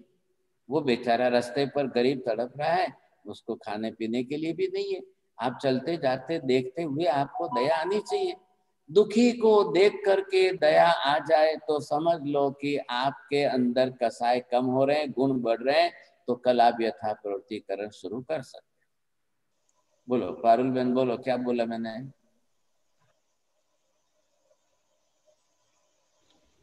ये तो लास्ट सेंटेंस ही तो बोलना है आपको, क्या तकलीफ है? चलो गेलरा जी बोलेंगे आप। मुझसे नहीं होगा महाराज साहब, माफी चाहता हूँ। अरे भगवान, ऐसा क्यों बोल रहे हो? बोलो दामिनी बहन। दुखी को देख के एक जो मन में दया आवे तो समझी लेवानुं कि આપણે યથા પ્રવૃત્તિકરણ में આવી ગયા છીએ। नहीं, यथा प्रवृत्ति में आने, आप यथा प्रवृत्ति करने के लिए एलिजिबल हो। ओके, आप लायक बन गए, ख्याल है कि नहीं? आप जो है, अगर कोई गुण आपके, एक गुण तो शुरू हुआ, दुखी को देख करके आपके अंदर दया आई, आनी चाहिए, हर किसी को आना। दुखी व्यक्ति है सामने, तो दुखी को देख करके भी अगर दया नहीं आती है तो समझ लो कसाय की आपकी वृत्ति ज्यादा है। आप you are not eligible for do this type of यथा प्रवृत्ति करण। आप क्यों नहीं कर पा रहे हो? लोभ आया वहां पर, अगर प्रतिक्रमण में लोभ बढ़ गया तो आप यथा प्रवृत्ति करण नहीं कर पाओगे। है तो मूल में तो कसाई है ना सब। अब ये अगर नहीं घटेंगे तो कैसे काम होगा? हाँ, आपको ये तो कोई नहीं कह रहा है कि आप 100 रुपए दीजिए, गरीब है ना, भिखारी है, आप 1 रुपया दो, 2 रुपया दो। गरीब आपसे मांग तो नहीं रहा है, शेठ नहीं देना है तो 100 दो, नहीं तो मत दो, देना है तो आपको 100 ही देना पड़ेगा। वो तो नहीं मांग रहा है कुछ। उसकी दयनीय दशा, उसकी दुखी दशा देख करके आपको दया आनी जरूरी है। आपको किसी को भी कौन सा निमित्त देख करके आपके अंदर कौन सा गुण बढ़ रहा है? कोई तड़पता हुआ जीव है, वो अगर तड़प रहा है तो आपके अंदर दया की भावना आनी चाहिए कि नहीं आनी चाहिए? आप सामने तो जाओ भाई साहब, रोड पर एक्सीडेंट हो गया है, कुछ हुआ है तो आप सामने जाओ, बोलो तो सही, मे आई हेल्प यू? चलो भाई, मैं आपको कोई हेल्प कर सकता हूँ, मैं आपको ये हेल्प करूँ, ऐसी हेल्प करूँ, ऐसी हेल्प करूँ, करो तो सही। एक माताजी जो है वो 70 के ऊपर के थे, उनकी बिल्डिंग में लिफ्ट नहीं थी और उनको अपने जो है सब्जी की थैली घर में ले जाने के लिए 3 मंजिल चढ़ना है। एक भाई साहब पीछे आ रहे थे, उसी बिल्डिंग के थे, उन्होंने माताजी को कहा आप थैली मेरे को दे दो, मैं आपके घर रख देता हूँ। अब बेचारी वृद्ध महिला, 70 के ऊपर की वृद्ध महिला, वो इतनी 10 किलो की सब्जी लेकर के चढ़ नहीं पा रही थी, बड़ी मुश्किल से 4 कदम चढ़ के फिर रुकती थी, 4 कदम चढ़ के फिर रुकती थी। तो भाई साहब जो है चल रहे थे, तो उन्होंने भी देखा कि हाँ साहब माताजी बुजुर्ग हैं, इनकी ऐसी स्थिति है। उन्होंने कहा माताजी आप मेरे को दो, मैं आपके घर रख देता हूँ, और भी क्या देना है मेरे को दे दो, मैं आपके घर ले जाता। वो सीधे उनके हाथ में से लेकर के सीधे घर में पहुंचा दिया। घर जा करके आए। अब वो बेचारी माताजी जो थी 70 बरस की, बड़ी खुश हो गई कि भाई साहब आपने तो मेरा बहुत अच्छा सेवा किया। बोलो હવે એની અંદર જે છે તમને क्या તમને आत्मा ने परमात्मा ने मोक्ष ने क्या लागे छे? ये परोपकार परायणता का गुण है कि नहीं? परोपकार का, किसी को सहयोग कर दो, किसी को साथ दे दो, किसी के उपयोग में आ जाओ, किसी के लिए कुछ तो कर दो। तो क्या हुआ इससे? वो बड़े भाई साहब जो थे वो भी बड़े थे, ख्याल है कि नहीं? किसी को पता नहीं है, उनकी पोस्ट को कोई जानता नहीं था। 4 दिन बाद वो वृद्ध महिला उनके घर आई। काका તમે આટલા મોટા માણસ છો, તમારી આટલી મોટી પોસ્ટ છે, તમે મારા હાથમાંથી થેલી લઈને ઉપર મૂકી?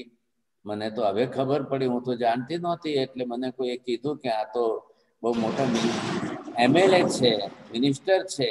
तो उन्होंने हाथ जोड़कर माताजी अभी इस काम के अंदर मेरा MLA पना या मिनिस्टर पना कोई काम का नहीं है, आखिर तो मैं एक इंसान तो हूं ना, पोस्ट तो आज है कल नहीं है। आप भी रहती हो, मैं भी ऊपर रहता हूँ, मैंने आपकी स्थिति को देख करके मैंने आपकी सेवा की है। आप मेरी पोस्ट पर का विचार मत करो और कुछ भी मत सोचो, और दूसरी बार जब भी आप आओ तो मुझे बोलना, मैं जरूर आपकी सेवा करूँ। बोलो अब उसके में पोस्ट बीच में आती है क्या? ये गुण कहाँ से आया? ये गुण कहाँ से आया? अब जब उसके कसाय कम हुए, अपना अहंकार, मैं जो है मैं कौन हूँ, I am the MLA person, ये मैं इनकी मैया की थैली उठा करके मैं इनका सर्वेंट थोड़ी हूँ क्या? मैं क्या उनकी सर्वेंट? अरे ये कसाय बीच में से घटाया तब तो उसने अपने अहंकार को घटाया, अपने अहंकार को घटाया तब उसने थैली ली, उठाई और उनके घर छोड़ के आ गया। क्या फर्क पड़ गया बोलो? गुजराती में कहवाय ने काका के आ पगनी मेहंदी घसाई गई, क्या फर्क पड़ा? एक अच्छा उपाय, एक अच्छा परोपकार का काम तो किया।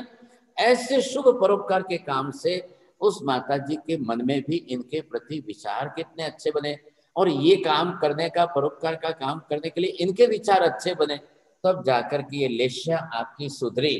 तो लेश्या का आपने यहाँ से क्रॉस करके अब आप आगे बढ़ते बढ़ते यहाँ से आप आते आते अब आप शुभ लेश्या में आए, तो शुभ लेश्या के अंदर your category of your thought levels, standard of your thought levels, वो कैसे सुधरता है? The purification of the thought levels. सबसे पहले किसकी जरूरत है? How, what type of language you are using for other person, और what type of thoughts you have in for other person, which one is more important in your mind? बोलिए साहब, आपको किसको? प्रियल बहन, आपको समझ में आ रही है बात? महाराज जी, थॉट लेवल अच्छा होगा तो वर्ड्स अपने आप अच्छे होंगे।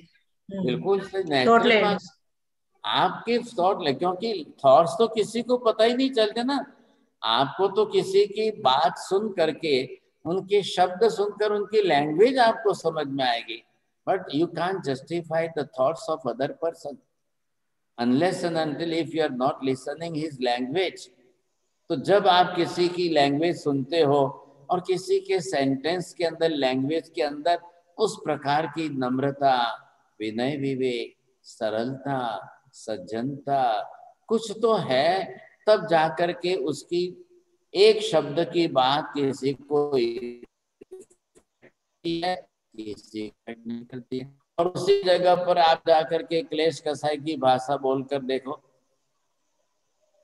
गुजराती भाषा के अंदर, हूँ कहीं तुम्हारा बाप तो नौकर थोड़ी छू कि हूँ तुम्हारी थैला भी रास्ता में उपाड़ू, समझे? तो ऐसा भी लोग बोलते हैं, कई बार कुछ भी बोलते हैं, कई बार कोई कुछ भी बोल देता है। आप अपने कसायों को व्यवहार में ला करके यूज मत करिए, तब जाकर के आप जो है यथा प्रवृत्ति करने के लिए लायक बन जाओगे। बिना गुणों के यथा प्रवृत्ति करण चालू नहीं होगा। बोलिए माता जी, आपको ख्याल आ गई बात? बिना गुणों के यथा प्रवृत्तिकरण चालू नहीं होगा, तो आपको गुण तो जीवन में डेवलप करने ही पड़ेंगे, इसके सिवाय तो विकल्प नहीं है। साहिब जी, आपने एक माइक्रो लेवल पे गुण और कषाय का संघर्ष बता दिया, बहुत धन्यवाद इसके लिए। और एक चीज़ है जो आपने बताई सेठ की बात, कि 200 रुपये उसने ऐसे दे तो दिए एक ट्रांजैक्शन, लेकिन वो जो दूसरा स्टेप लेना था फॉरगिवनेस का, तो वो उसमें फिसल गए, या आत्मा की कोई शक्ति या पुरुषार्थ में कमी होगी या जो भी हो, तो उसमें सपोर्ट क्या लेना चाहिए? बाहर से ले, अंदर से ले, कहाँ से ये नेक्स्ट स्टेप हम फिसल न जाए, इसकी कोई आप जरा बताएंगे? जब हमको आत्मा का कोई भी गुण यूज करने की नौबत आती है, उस समय कसाय आपके बीच में आकर हर्डल्स के रूप में बीच में ऑब्स्ट्रक्शन करते हैं। कसाय मोनिय कर्म छे ने, तो कर्म ने तो उदय में अब आपको क्या करना था? ये जो है आप देख रहे हैं कि हमारी आत्मा के ऊपर ये गुण है, लेकिन इस गुण के ऊपर ये कर्म का आवरण। बोलो, હવે ગુણ ઉદયમાં આવે છે કે કર્મનું આવરણ ઉદયમાં આવે છે? कर्म की प्रकृति आवरण। तो ये आपको देखना, ये गुण है, ये गुण है, ये गुण है, ये गुण है, ये गुण है। अब इन गुणों के ऊपर जो जो जैसा ये कर्म का आवरण आ गया, अब ये कर्म का आवरण आ गया और वो आपको जो है गुण के मुताबिक काम करने ही नहीं देगा। यही तो कर्म की प्रकृति का काम है। सवाल कहाँ आ रहा है, समझे कि नहीं? यही आ रहा है। ये देखिए, ये गुण कौन सा है? क्षमा मांगने का गुण है। अब भाई साहब अपने घर में बैठ करके रोज उनकी क्षमा मांग रहे हैं, लेकिन अब पर्यूषण आया तो बड़े भाई साहब को कहा कि भाई साहब आप छोटे भाई साहब के वहां जाकर, उनके घर जाकर के उनके हाथ जोड़कर पैर पड़ करके माफी मांग लो ना। ना हूँ घरे रोज मांगू छू ने, પછી શું વાંધો છે? जब आप घर में रोज मांग रहे तो वहां उसके घर जाकर पैर पड़कर हाथ जोड़कर के माफी मांगने में क्या तकलीफ है? तो वहां उसका अहंकार बीच में आ रहा है, अभिमान, अहंकार की कर्म प्रकृति मान कसाय की है। तो रोज घर में मांगते हुए भी वहां सामने जाकर पैर पड़ करके माफी मांगने को तैयार नहीं है। लेकिन महाराज जी, अगर बड़े भाई को अपनी गलती भी समझ में नहीं आई तो फिर वो माफी मांग भी ले तो वो ऊपर ऊपर का हो गया ना, फिर माफी मांगने का कोई मीनिंग नहीं। नहीं, don't think like this. Each and everyone knows their mistakes. तो फिर वो घर में क्यों मांग रहे हैं? आप जान रहे हो, आप घर में मान रहे हो कि दिस इज माय मिस्टेक, मैंने ये कसाई किया था, मैंने उस दिन 2 साल पहले ये गाली दी थी, ऐसा किया था, वैसा किया, you know it very well. लेकिन आपका अहंकार मान कसाय आपको मेंटली प्रिपेयर नहीं करता है, माया कसाय आपको मेंटली प्रिपेयर नहीं करता है। मैं जाऊं, मैं माफी मांगू, मैं जाकर के क्षमा याचना करूं, वो अपनी यहाँ बैठे बैठे घर में विचार करता है, पर्यूषण આવી ગયા છે, હવે મારે ખરી લેવું જોઈએ, पर्यूषण આવ્યા છે, समझरी करवानी છે, माफी मांगवी છે, रोज सोचता है, रोज विचार करता है, रोज सोचता है, फिर कर्म का उदय प्रबल है। હવે જવા દો ને ભાઈ, અહીંયાથી બેસીને કરી લઉં છું ને સાહેબ, પછી હવે જોઈશું, ये आवश्य तो हूँ मांगीश, नहीं ये आवश्य तो हूँ जोईश, ऐसे करके फिर वो कसायों के अधीन हो जाता। तो फिर कसाय के अधीन हो जाएगा तो अपुनर्बंधक कक्षा नहीं आएगी, तो वो फिर वापस कसाय में जाएगा, कसाय में जाएगा, फिर कर्म बांधेगा, फिर कर्म बांधेगा तो फिर यथा प्रवृत्तिकरण से पीछे हट जाएगा। ऐसे करके उसको बार बार कितनी बार वो यथा प्रवृत्तिकरण करता रहेगा। यही तो चक्कर चल रहा है, असंख्य बार करना क्यों पड़ता है? फिर कसाय बढ़ जाते हैं, फिर कसाय आ जाते हैं, फिर दोष, कसाय के साथ तो दोष दुर्गुण पड़े, गुणों के साथ ही आपके सद्गुण है। कसाय बढ़ेंगे तो फिर दोष दुर्गुण बढ़ जाएंगे, तो फिर गुण ढक जाएंगे। ये चक्कर हमारा रोज का चल रहा है, रोज का चल रहा है, जिसको बोलते हैं ना बच्चे खेलते हैं आंख मिचौनी का खेल। इधर से वो पकड़ने आए तो उधर पेड़ के पीछे छिप जाए, इधर से पकड़ने आए तो गाड़ी के पीछे छिप जाता है, इधर से पकड़ने आता है तो वो छिपता है, दिखाई नहीं देता है। ये आंख मिचौनी का खेल अंदर गुण और कसाय की कर्म प्रकृतियों के बीच में निरंतर चलता रहता है, निरंतर चलता रहता है। अब आपको जो है उसमें थोड़ा बलवान बनना पड़ेगा, जबरदस्ती करके आपको कसाय को दबाना पड़ेगा और फिर अपना संकल्प दृढ़ करना पड़ेगा। नहीं, मैं आज जाऊंगा, मैं उनके पैर पड़ूंगा, मैं उनकी माफी मांगूंगा। ये नहीं करेंगे तो कभी नहीं होगा। कौन करने वाला है भाई साहब? पशु पक्षी करने वाले? कौन करने वाला है? या तो मनुष्य करेगा या स्वर्ग के देवी देवता करेंगे। ये कोई भी जीव, पंचेंद्रिय मनुष्य, जिसको ये बात समझ में आती है उसी को करना है, दूसरा कौन करेगा? और आज हम मनुष्य बनकर के भी नहीं करना चाहते हैं तो फिर ये काम होगा कैसे? कैसे होने वाला है, सोच लो आप। कई बातें हैं, मुझे मेरे पाप का प्रायश्चित लेना है, लेकिन अब मैंने नक्की किया नहीं पर्यूषण आ रहे हैं तो भाई मुझे मेरे पाप का प्रायश्चित कर लेना है। पर्यूषण के 8 दिन की व्यवस्था है किस लिए?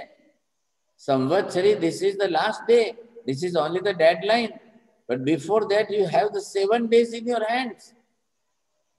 आप अपने दूसरे किए हुए पाप कर्मों को धोने के लिए, प्रायश्चित करने के लिए कर लीजिए। तो वो क्या सोचता है, नहीं आ वक्ते तो કરી લો, आ वक्ते तो गुरु महाराज ने આગળ બધું મારું પાપ પ્રગટ કરીને હું બધા પાપ ધોઈ નાખું। वो इतना विचार करता है और फिर गुरु महाराज के पास जाता भी है उपाश्रय में, तो गुरु महाराज को पूछता है, आवो कोई पाप करे तो एने शू प्रायश्चित आवे? अब वो अपने लिए नहीं पूछ रहा है, he is just asking as a common level। साहब कोई आवू करे तो शू आवे, शू कोई आवू पाप करे तो शू? अरे भाई बोलो ना, आप क्लियर बोलो, मैंने ऐसी गलती की है, मेरे इस पाप का मुझे क्या प्रायश्चित करना है? अब क्या हो गया साहब? माया आ गई बीच में। माया बीच में आ गई तो माया भी कसाय मोनिय की कर्म प्रकृति है, तो वो जनरल सेंस में क्यों पूछ रहा है? हमारे यहाँ तो सिस्टम है, स्टेप है।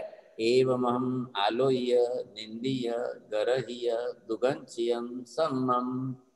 मैं मेरे पापों का first I am doing observation of my own self, then the confession for my own self, अब जाकर के आप अपना प्रकट करो, मैंने ये किया है। कोई कोई करे कोई नहीं साथे कोई संबंध नहीं। મને મારા પાપ કર્મ ધોવાના છે, બીજા હું કોઈ બીજાના કર્મ ધોઈ શકતો નથી અને કોઈ મારા કર્મ ધોઈ શકતો નથી, મારે જ મારા કર્મ ધોવાના છે।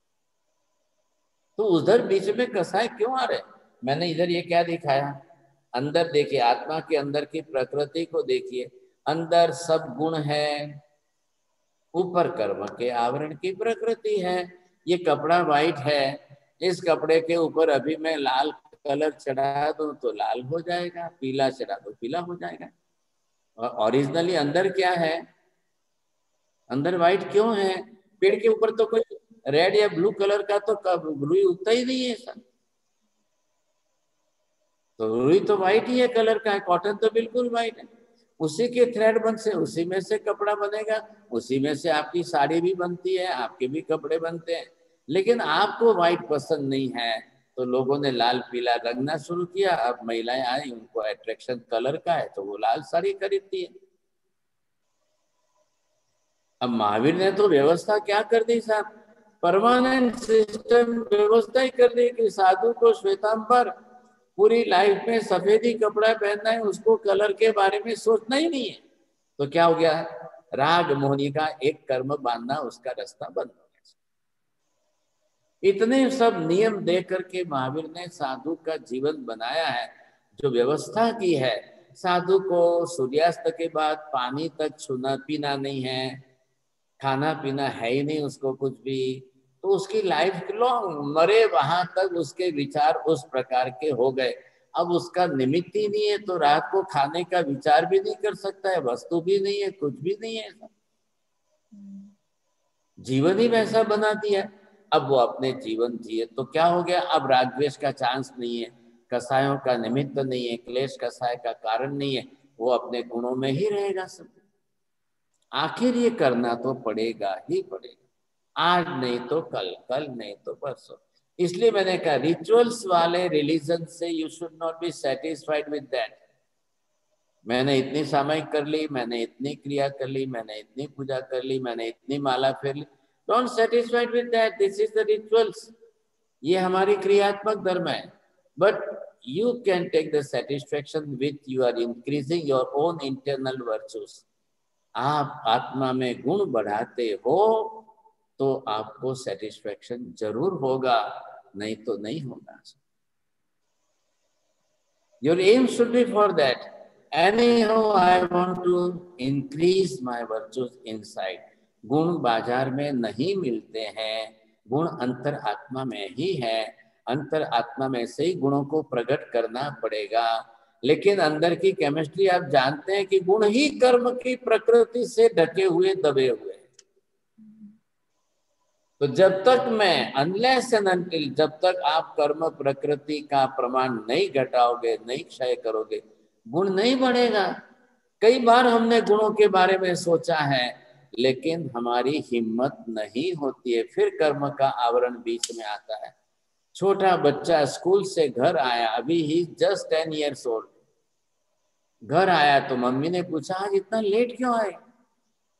You are too late for 1 hour, I was waiting here, you see. अब वो बच्चा सीधा, उसको सरल सत्य बोलना चाहिए कि नहीं? Only just you can think for the 10 years old kid। लेकिन वो 10 बरस की उम्र का बच्चा बात को घुमाता है, बात को बनाता है, और फिर वो क्यों बनाता है? उसका कसाय माया, कसाय मोहनीय की कर्म प्रकृति उदय में आती है, खींच के लाता है। मम्मी मम्मी नहीं नहीं आज क्या हुआ, वो बस का टायर पंक्चर हो गया था ना इसलिए इतना लेट। मम्मी ने कहा रुको, जस्ट मैं अभी फोन करती हूँ स्कूल में और बस का टायर पंक्चर हुआ। नहीं नहीं नहीं नहीं मम्मी ऐसा नहीं हुआ, नहीं मम्मी ऐसा नहीं। अब वो 10 बार एक एक बात बनाता है और मम्मी उसको पकड़ती है। अब मम्मी को पता चला ये इतना झूठ बोलना कहाँ से सीख गया, ये इतना 10 बरस का बच्चा इतना झूठ बोलना कहाँ से सीख गया। मम्मी ने कहा मैं कल सुबह तुम्हारे साथ स्कूल आती हूँ और मैं वहां पर टीचर से, प्रिंसिपल से मिलती हूँ, पूछती हूँ। नहीं मम्मी, नहीं मम्मी प्लीज, नहीं ऐसा नहीं वैसा नहीं। क्यों भाई साहब, ये क्यों बना रहा है इतनी बातें? कोई सिखाते हैं क्या? कोई अपने बेटे को, बच्चों को ऐसा सिखाते हैं? नीति बेन, आप सिखाते हैं बच्चों को गलत बोलना, झूठ बोलना? तो बच्चे कहाँ से सीख के आते हैं? ये कहाँ से आता है सबको? ना कोई स्कूल में टीचर सिखाते हैं, ना कोई माँ बाप सिखाते हैं। ये क्रोध, मान, माया, लोभ, कसाई ये करने आप कोई अपने बेटे को सिखाते हो? ऐसा मौका है तो इतना क्रोध करना, ऐसा मौका है तो इतना मान अभिमान, कोई नहीं सिखाता है साहब। उसके अंदर सत्ता में कर्म की प्रकृति पड़ी हुई है, बिना सीखे ये सब आ रहा है। सेक्सुअल डिजायर कौन सिखाता है भाई साहब? किसको सिखाया, किसने सिखाया? लेकिन जो सेक्सुअलिटी है वो बरोबर आती है, विचारों में आती है कि नहीं? अब उसकी एज बनेगी, टाइम बनेगा, वैसे विचार आने लग जाएंगे। अब ये परिस्थितियां बनती है, कर्म की प्रकृतियों को स्वीकारो पहले। मैंने ही कर्म बांधे हैं, मेरे ही कर्म है और मेरे ही कर्म अपने तरह से। और ये कसाई मोनी है, रोज के बांधे हुए, रोज बंधे हुए, रोज उदय में आ रहे हैं। खींच के लाना नहीं पड़ रहा है आपको, ये तो रोज ही उदय में आते जा रहे हैं। अब हमको ये हमारी लाइफ में आते रहे, हमको कोई प्रॉब्लम नहीं, चलती रहती है, पूरी लाइफ आपकी चलती रहती है, इसी तरीके से चलती है। बिना कर्म के किसी की लाइफ नहीं चल रही है। लेकिन जब हमको गुण डेवलप करने हैं और गुण विकसित करके हमको जीवन जीना है, तब ये कसाई बीच में आकर फिर दबा देते हैं, फिर हमारे गुण अंदर दब जाते हैं, फिर कर्मों के हिसाब से जीवन चल जाता है। तो फिर यथा प्रवृत्तिकरण भी नहीं होगा, अपूर्वकरण भी नहीं होगा, ग्रंथि भेद भी नहीं होगा, सम्यक दर्शन की प्राप्ति भी नहीं होगी, कुछ भी नहीं होगा। आप आ गए, आप आए ग्रंथि भेद के समीप आ गए, लेकिन जब तक मार्गानुसारी जीवन के गुण विकसित नहीं होंगे, आप यथा प्रवृत्तिकरण कर ही नहीं पाओ। आपका इनर विजन भी तो डेवलप होना चाहिए कि नहीं? इसलिए आपको क्या करना है? लेश्या सुधारनी है, आर्त रौद्र ध्यान की परिणति सुधारनी है, कसाय कम करना है। कोई ना कोई संकल्पबद्ध होकर के आप चलो, फिर देखो आप चेंजेस आएंगे। आप संकल्प करो, आज से करना शुरू करो। कैसी भी नौबत आएगी, मैं झूठ नहीं बोलूंगा। तो झूठ बोलने के लिए क्या चाहिए? माया, कपट चाहिए, अहंकार चाहिए, कसाय चाहिए। जब आप झूठ बोलने को तैयार नहीं हो तो कसाय नहीं आएंगे। फिर पड़ोस वाले आएंगे साहब। अब वो पड़ोस वाले कामिनी बेन आए, फिर आपको पूछेंगे, તમે તો બહુ બદલાઈ ગયા છો, હવે તમે પહેલા જેવા નથી રહ્યા, તમે તો બહુ બદલાई गया છો। तो आप क्या जवाब देंगे? लग रहा है ना आपको? आपका थर्मामीटर दूसरों के पास है ना चेक करने का। आज दिन तक पड़ोसी के साथ रहते थे, 25 साल तक आपका बिहेवियर जो था वो पड़ोसी पहचानते थे आपको।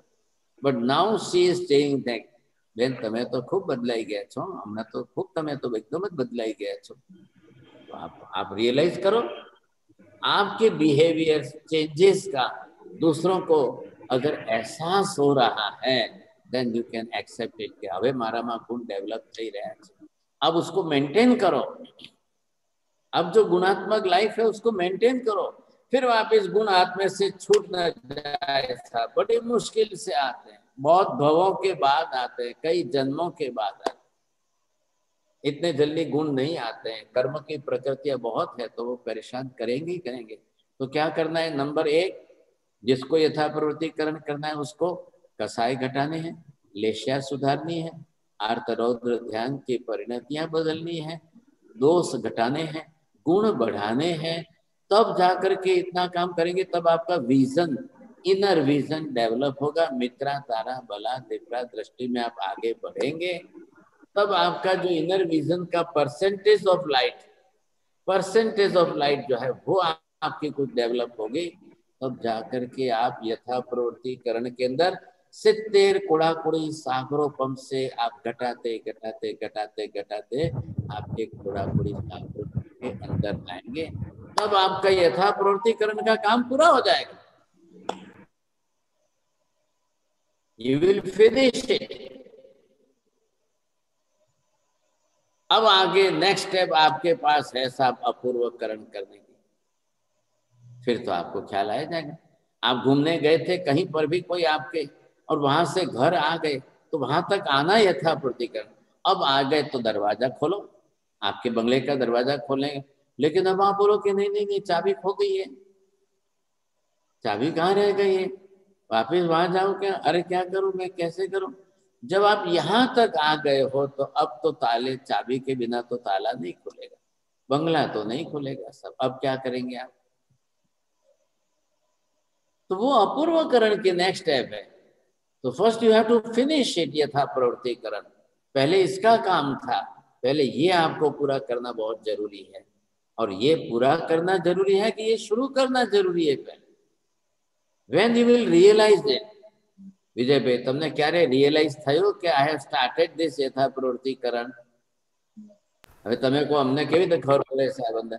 मैं यही तो समझा रहा हूँ कि गुणात्मक जीवन आपका शुरू हुआ कि नहीं हुआ, कसायात्मक जीवन आपका घटा कि नहीं घटा, then you will realize yourself.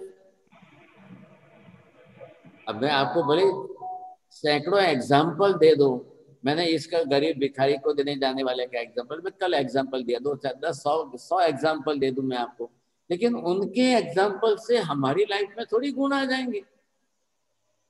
हम क्यों व्याख्यान सुनने जाते हैं, हम क्यों पर्यूषण आते हैं तो सुनते हैं, क्यों महावीर स्वामी की लाइफ, उनका चरित्र वापस सुनते हैं, क्यों सुनते हो आप?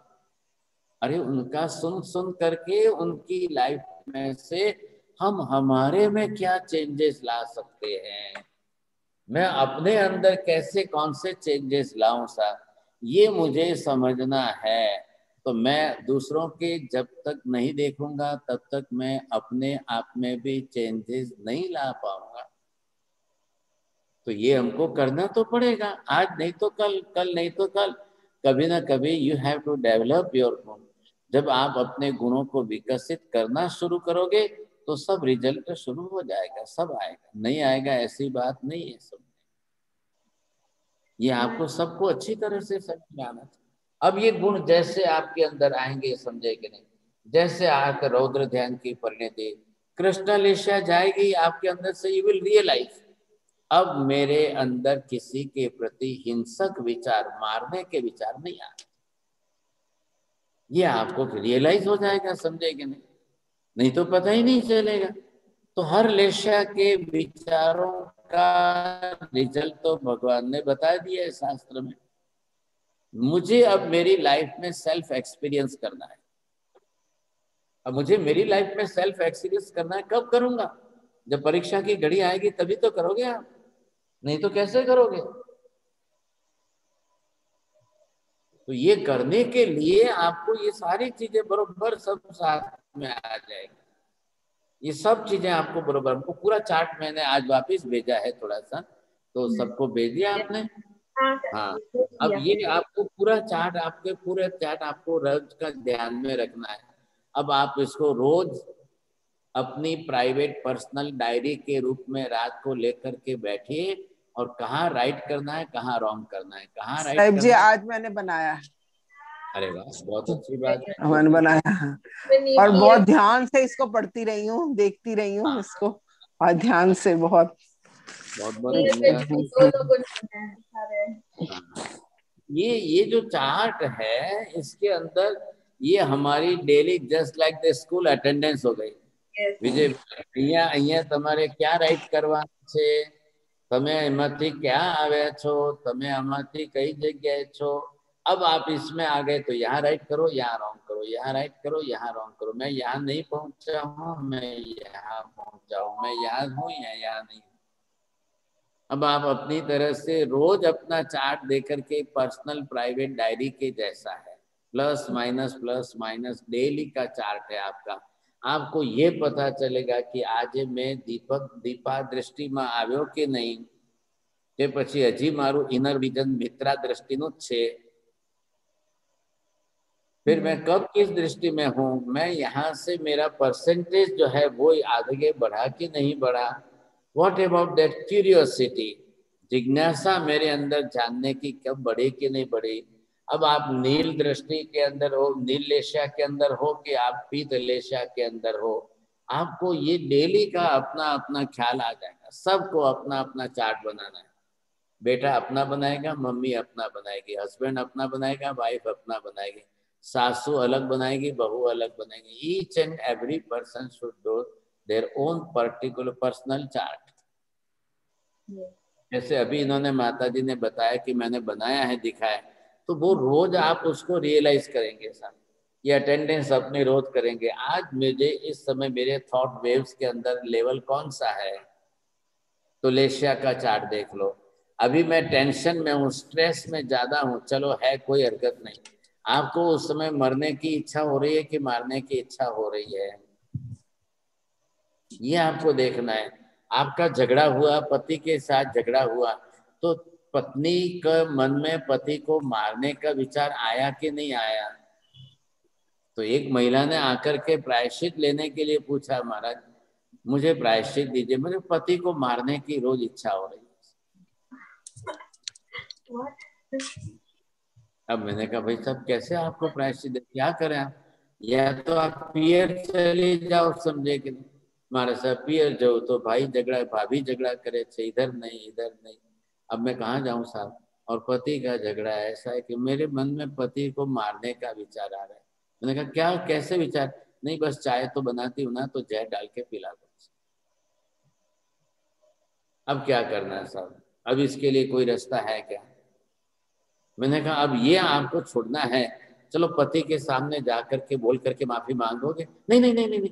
आप कहना मत, किसी को पता नहीं चलना चाहिए, आपको और छिपाना है और दबाना है, समझेंगे? तो मैंने कहा एक ही रास्ता है, आप बोल दो स्पष्ट करके और माफी मांग लो और बोलो, संकल्प कर लो कि मैं आज से खराब विचार नहीं करूँगा।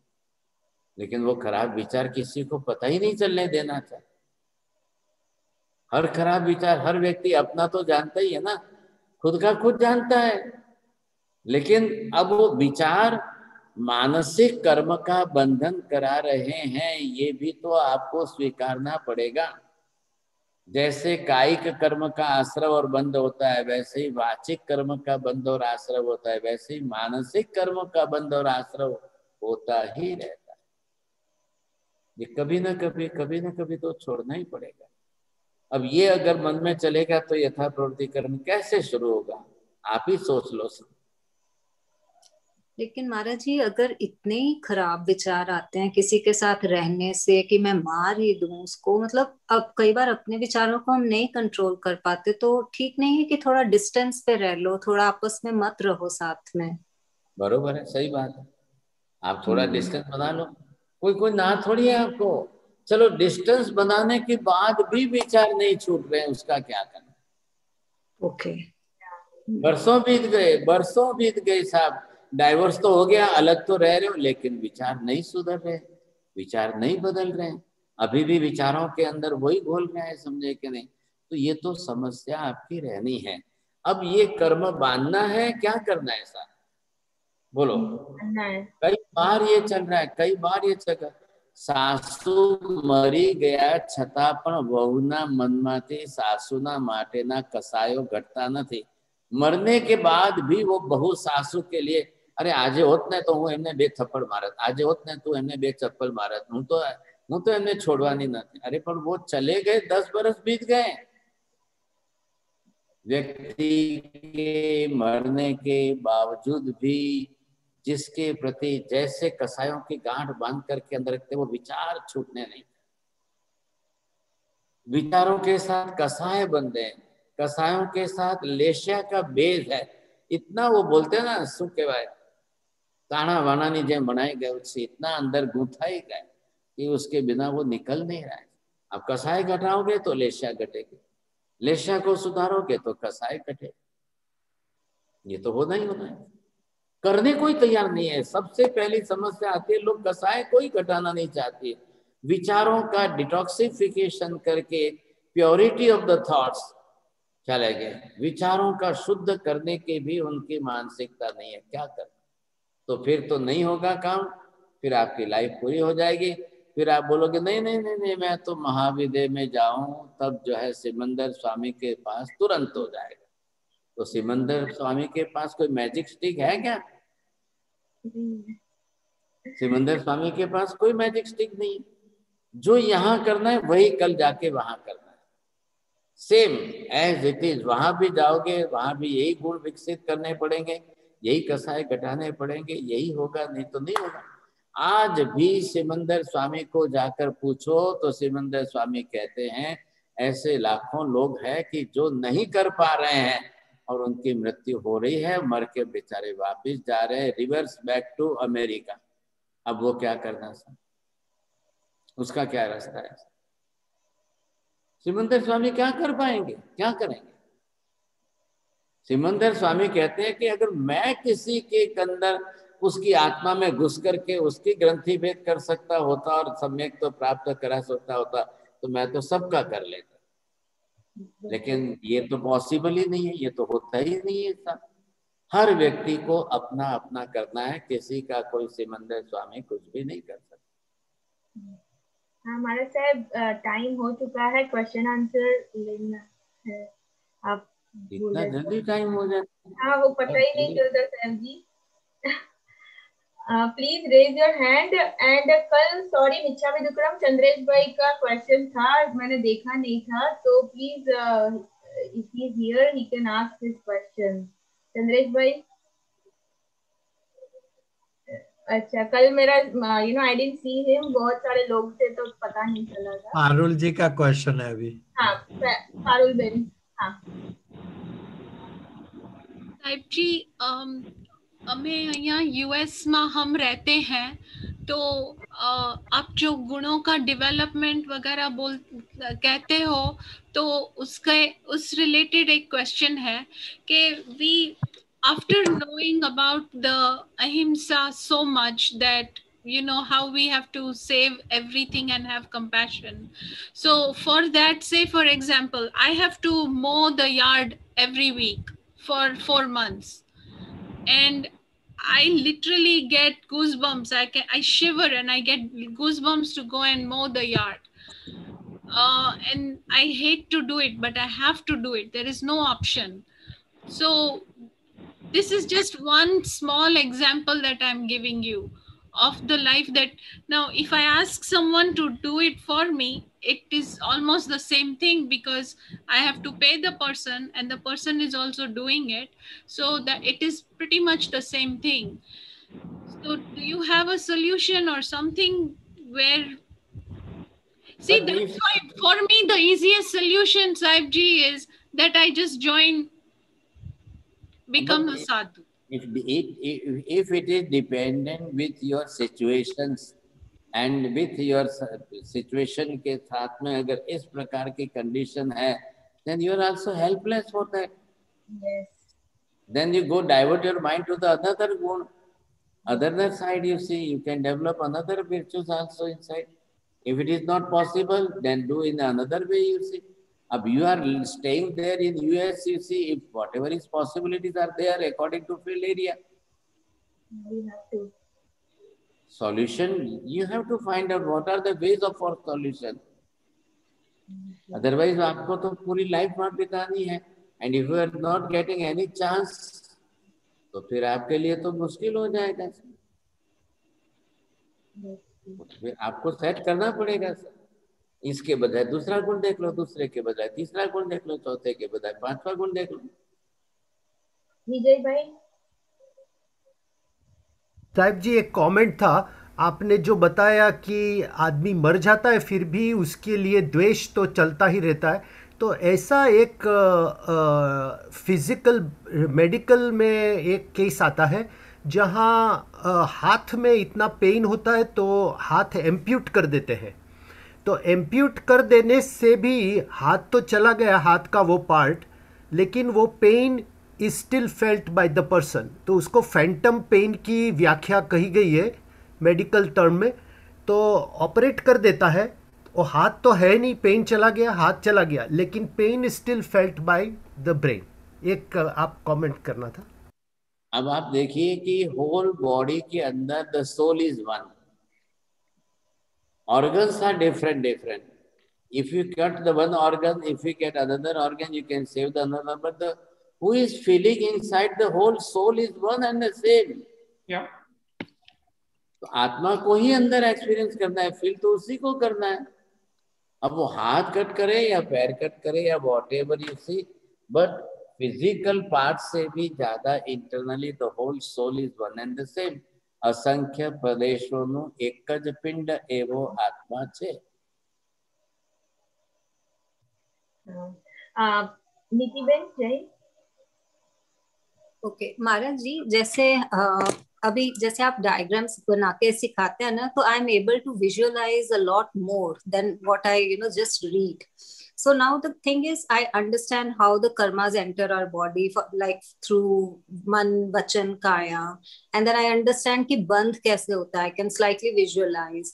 But then when I think of कर्मों का उदय में आना, उसको visualize कैसे करते हैं? तब क्या होता है जब उदय में आना means वो जो चिपके हुए हैं वो बाहर आ रहे हैं थोड़े, मतलब छोड़ रहे हैं अपनी जगह.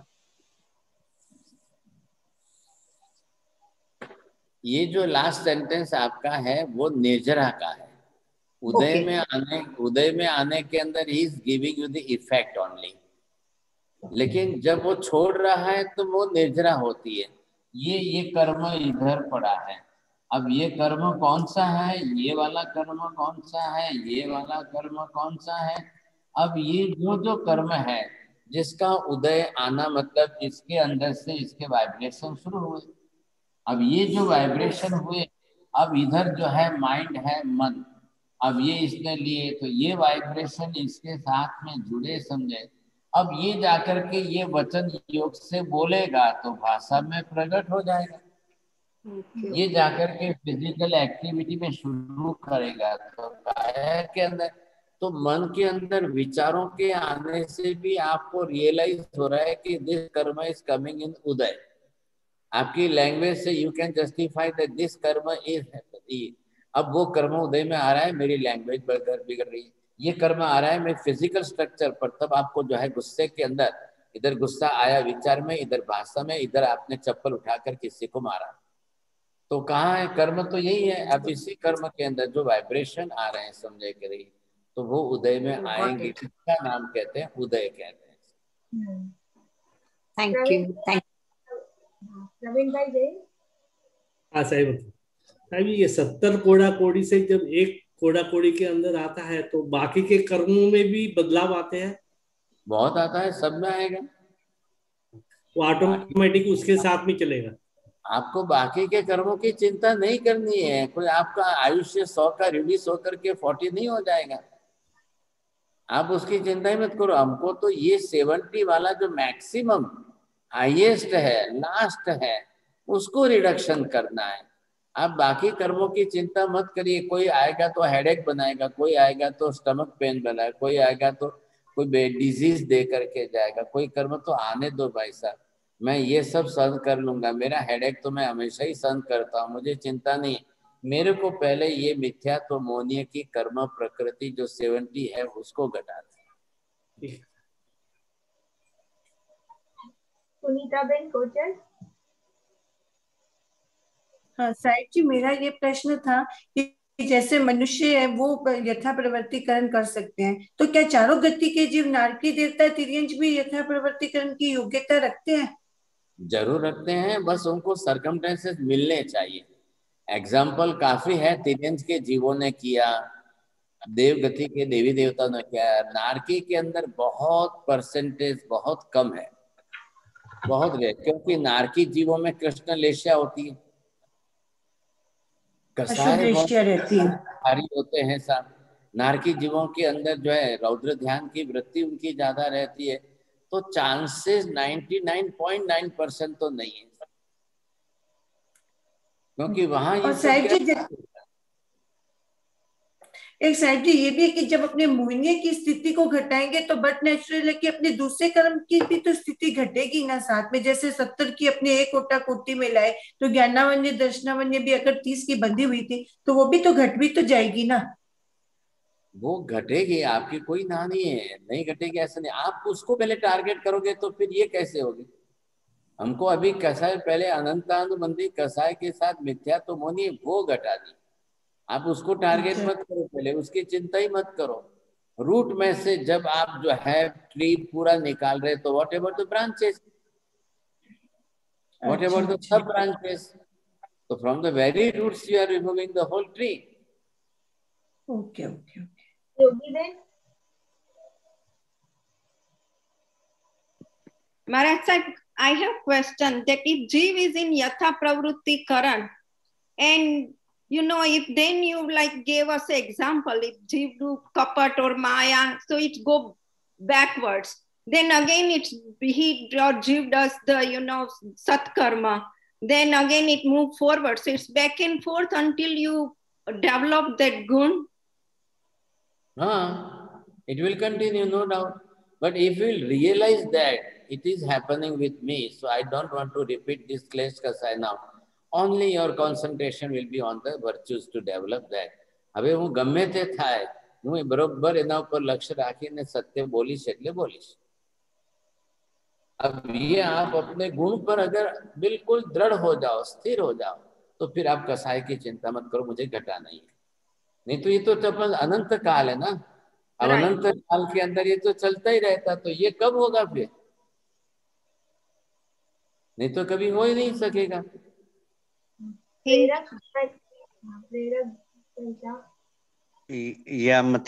સાહેબ, મારો પ્રશ્ન હમણાં જે બેને પૂછ્યો એના જોડાણમાં જ છે. ઇન એડિશન ટુ ધેટ મારે એ હતું કે હવે આપણે ઘણીવાર પ્રોફેશનલી સોસાયટીલી લોકો જોડે રહેતા હોઈએ તો આમ જ્ઞાન છે કે આ ના કરવું જોઈએ, પણ સોસાયટીને સાચવવા કે પ્રોફેશનલી સાચવવા કંઈક કરતા હોઈએ તો પછી તે વખતે આપણે કઈ રીતે એને રોકી શકીએ? કારણ કે એક બાજુ ડર એ છે કે નહીં કરીએ તો સોસાયટી શું વિચારશે, કે પ્રોફેશનલી લોકો શું વિચારશે, બીજી બાજુ આપણને જ્ઞાન પણ છે કે આ ના કરવું જોઈએ કારણ કે કરીએ તો કર્મ બાંધીએ કે જે પણ હોય. તો આ બધું તમારા જે કસાયો છે પ્રત્યાખ્યાની છે, અપ્રત્યાખ્યાની છે, સંજોલનના છે, એ રૂટીન કસાયો છે. એ જેને મિથ્યાત્વને નથી વધારતા.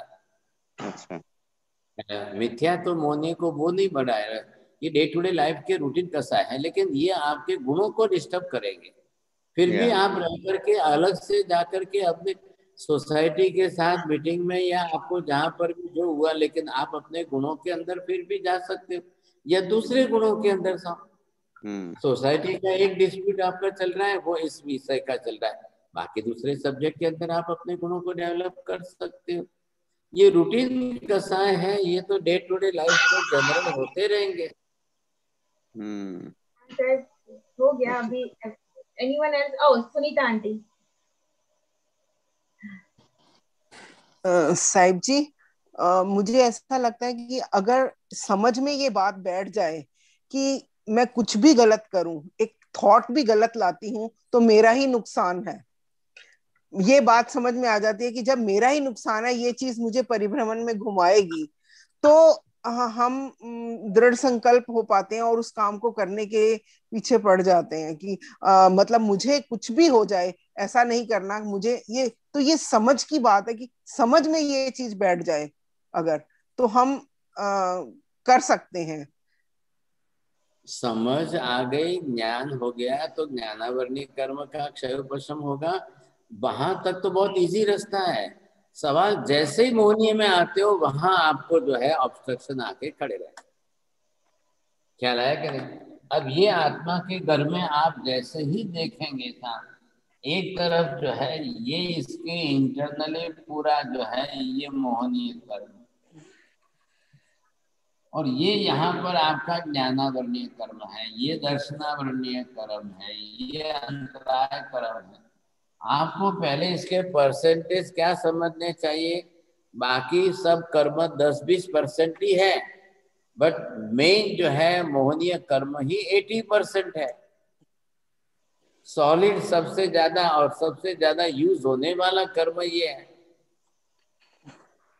अब बाकी के ज्ञानावरणीय दर्शनावरणीय वो छोटे छोटे थोड़े थोड़े हैं, लेकिन उसमें से आपको अगर आपका ज्ञान दर्शन सही मिल जाता है, प्राप्त हो जाता है, तो उसी पर संकल्प करके आगे बढ़ो. और वहां बाधक बनेगा, accept it first. Then mohniya karma will be as a hurdle. It will be just like the obstruction. It will come in down, no doubt. But your decision, it will be the firm decision. नहीं तो आगे नहीं बढ़ पाओगे, कभी नहीं होगा. कोई ज्ञानावरणीय कर्म के क्षयोपशम होने से सम्यक तो नहीं हो जाता है. कोई अंतराय कर्म के क्षयोपशम हो जाने से सम्यक तो नहीं हो जाएगा, ग्रंथि भेद नहीं हो जाएगा. मोहनीय कर्म की जो अंदर की कसायों की गांठ है वो खोले बिना तो आपको सम्यक दर्शन होना ही नहीं। कीर्ति भाई जैन। साहब जी, सिर्फ प्रतिक्रमण करने से सारे पापों का नाश होता है क्या, ऐसे रिड्यूस होता है? रिड्यूस होते हैं, आपके भावों पर है ना। आखिर तो आप क्षमापना ही तो कर रहे हो, नाश तो कब होगा? प्रायश्चित करोगे तब ना। अभी पहले हमको प्रतिक्रमण तो क्षमापना के भाव के लिए दिया है कि कम से कम आप ऐसे क्षमापना कर लो, लेकिन बाद में तो जब को आपको प्रायश्चित तो करना ही पड़ेगा। सभी पाप कोई प्रतिक्रमण से धुल नहीं जाते हैं, लेकिन हमारा कसाय मंद हो जाता है, शांत हो जाते हैं, काफी कुछ फर्क पड़ता है। दोबारा बार बार रिपीटेडली करने का तो प्रमाण तो घटता है, कम से कम ये तो करोगे आप। तो प्रायश्चित कैसे करते हैं? प्रायश्चित तो आपको लेना पड़े। आपने प्रतिक्रमण किसके लिए किया? आज मेरे हाथ से इतने जीवों की हिंसा हो गई, अब आपका प्रतिक्रमण में तो उसके माफी मांगने की क्षमा याचना करके अपने कसायों को तीव्र होते रोक दिया। अब गुरु महाराज के पास गए, आपने स्पष्ट कहा कि ये जीव है, इतने इतने जीवों की हिंसा आज मेरे से हुई है। अब गुरु महाराज ने आपको प्रायश्चित दिया कि आपको 4 आंबिल करने हैं, आपको 2 उपवास करने हैं, तो एक्सेप्ट करके 4 आंबिल 2 उपवास कर लीजिए, तब वो पाप धुलेगा। खाली प्रतिक्रमण से नहीं होता है, लेकिन प्रतिक्रमण भी उसके साथ जुड़ी हुई क्रिया है कि कम से कम परसेंटेज तो घट रहा है। मैं वापिस उसको रिपीटेडली तो नहीं बढ़ा रहा, पाप का मल्टीप्लिकेशन तो नहीं हो रहा है, ये भी तो फायदा है उसके साथ। आप जी फिर प्रतिक्रमण के बदले प्रायश्चित ले ले तो नहीं चलता है क्या? नहीं, दोनों ही करने हैं आपको।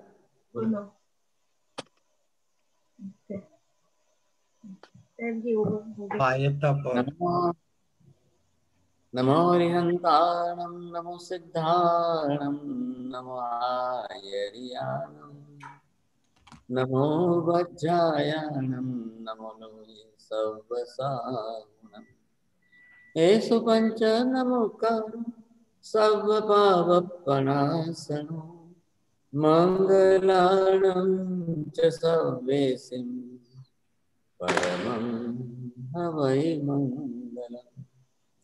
मंगलम भगवान वीरो मंगलम गौतम प्रभु मंगलम स्तोभद्राद्या जैन धर्मोस्तु मंगलम। चत्तारि मंगलम सिद्धा मंगलम साहु मंगलम केवली पन्नतो धम्मो मंगलम।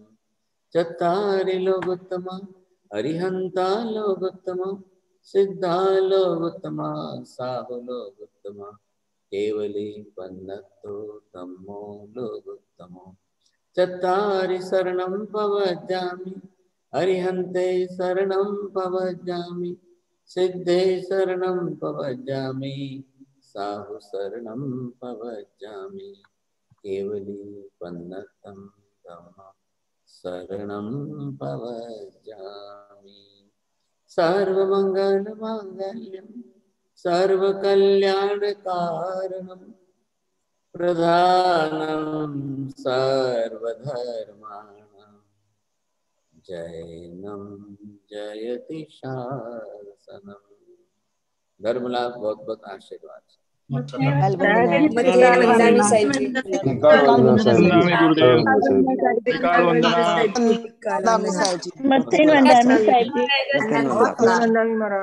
महाराज साहेब सातांबर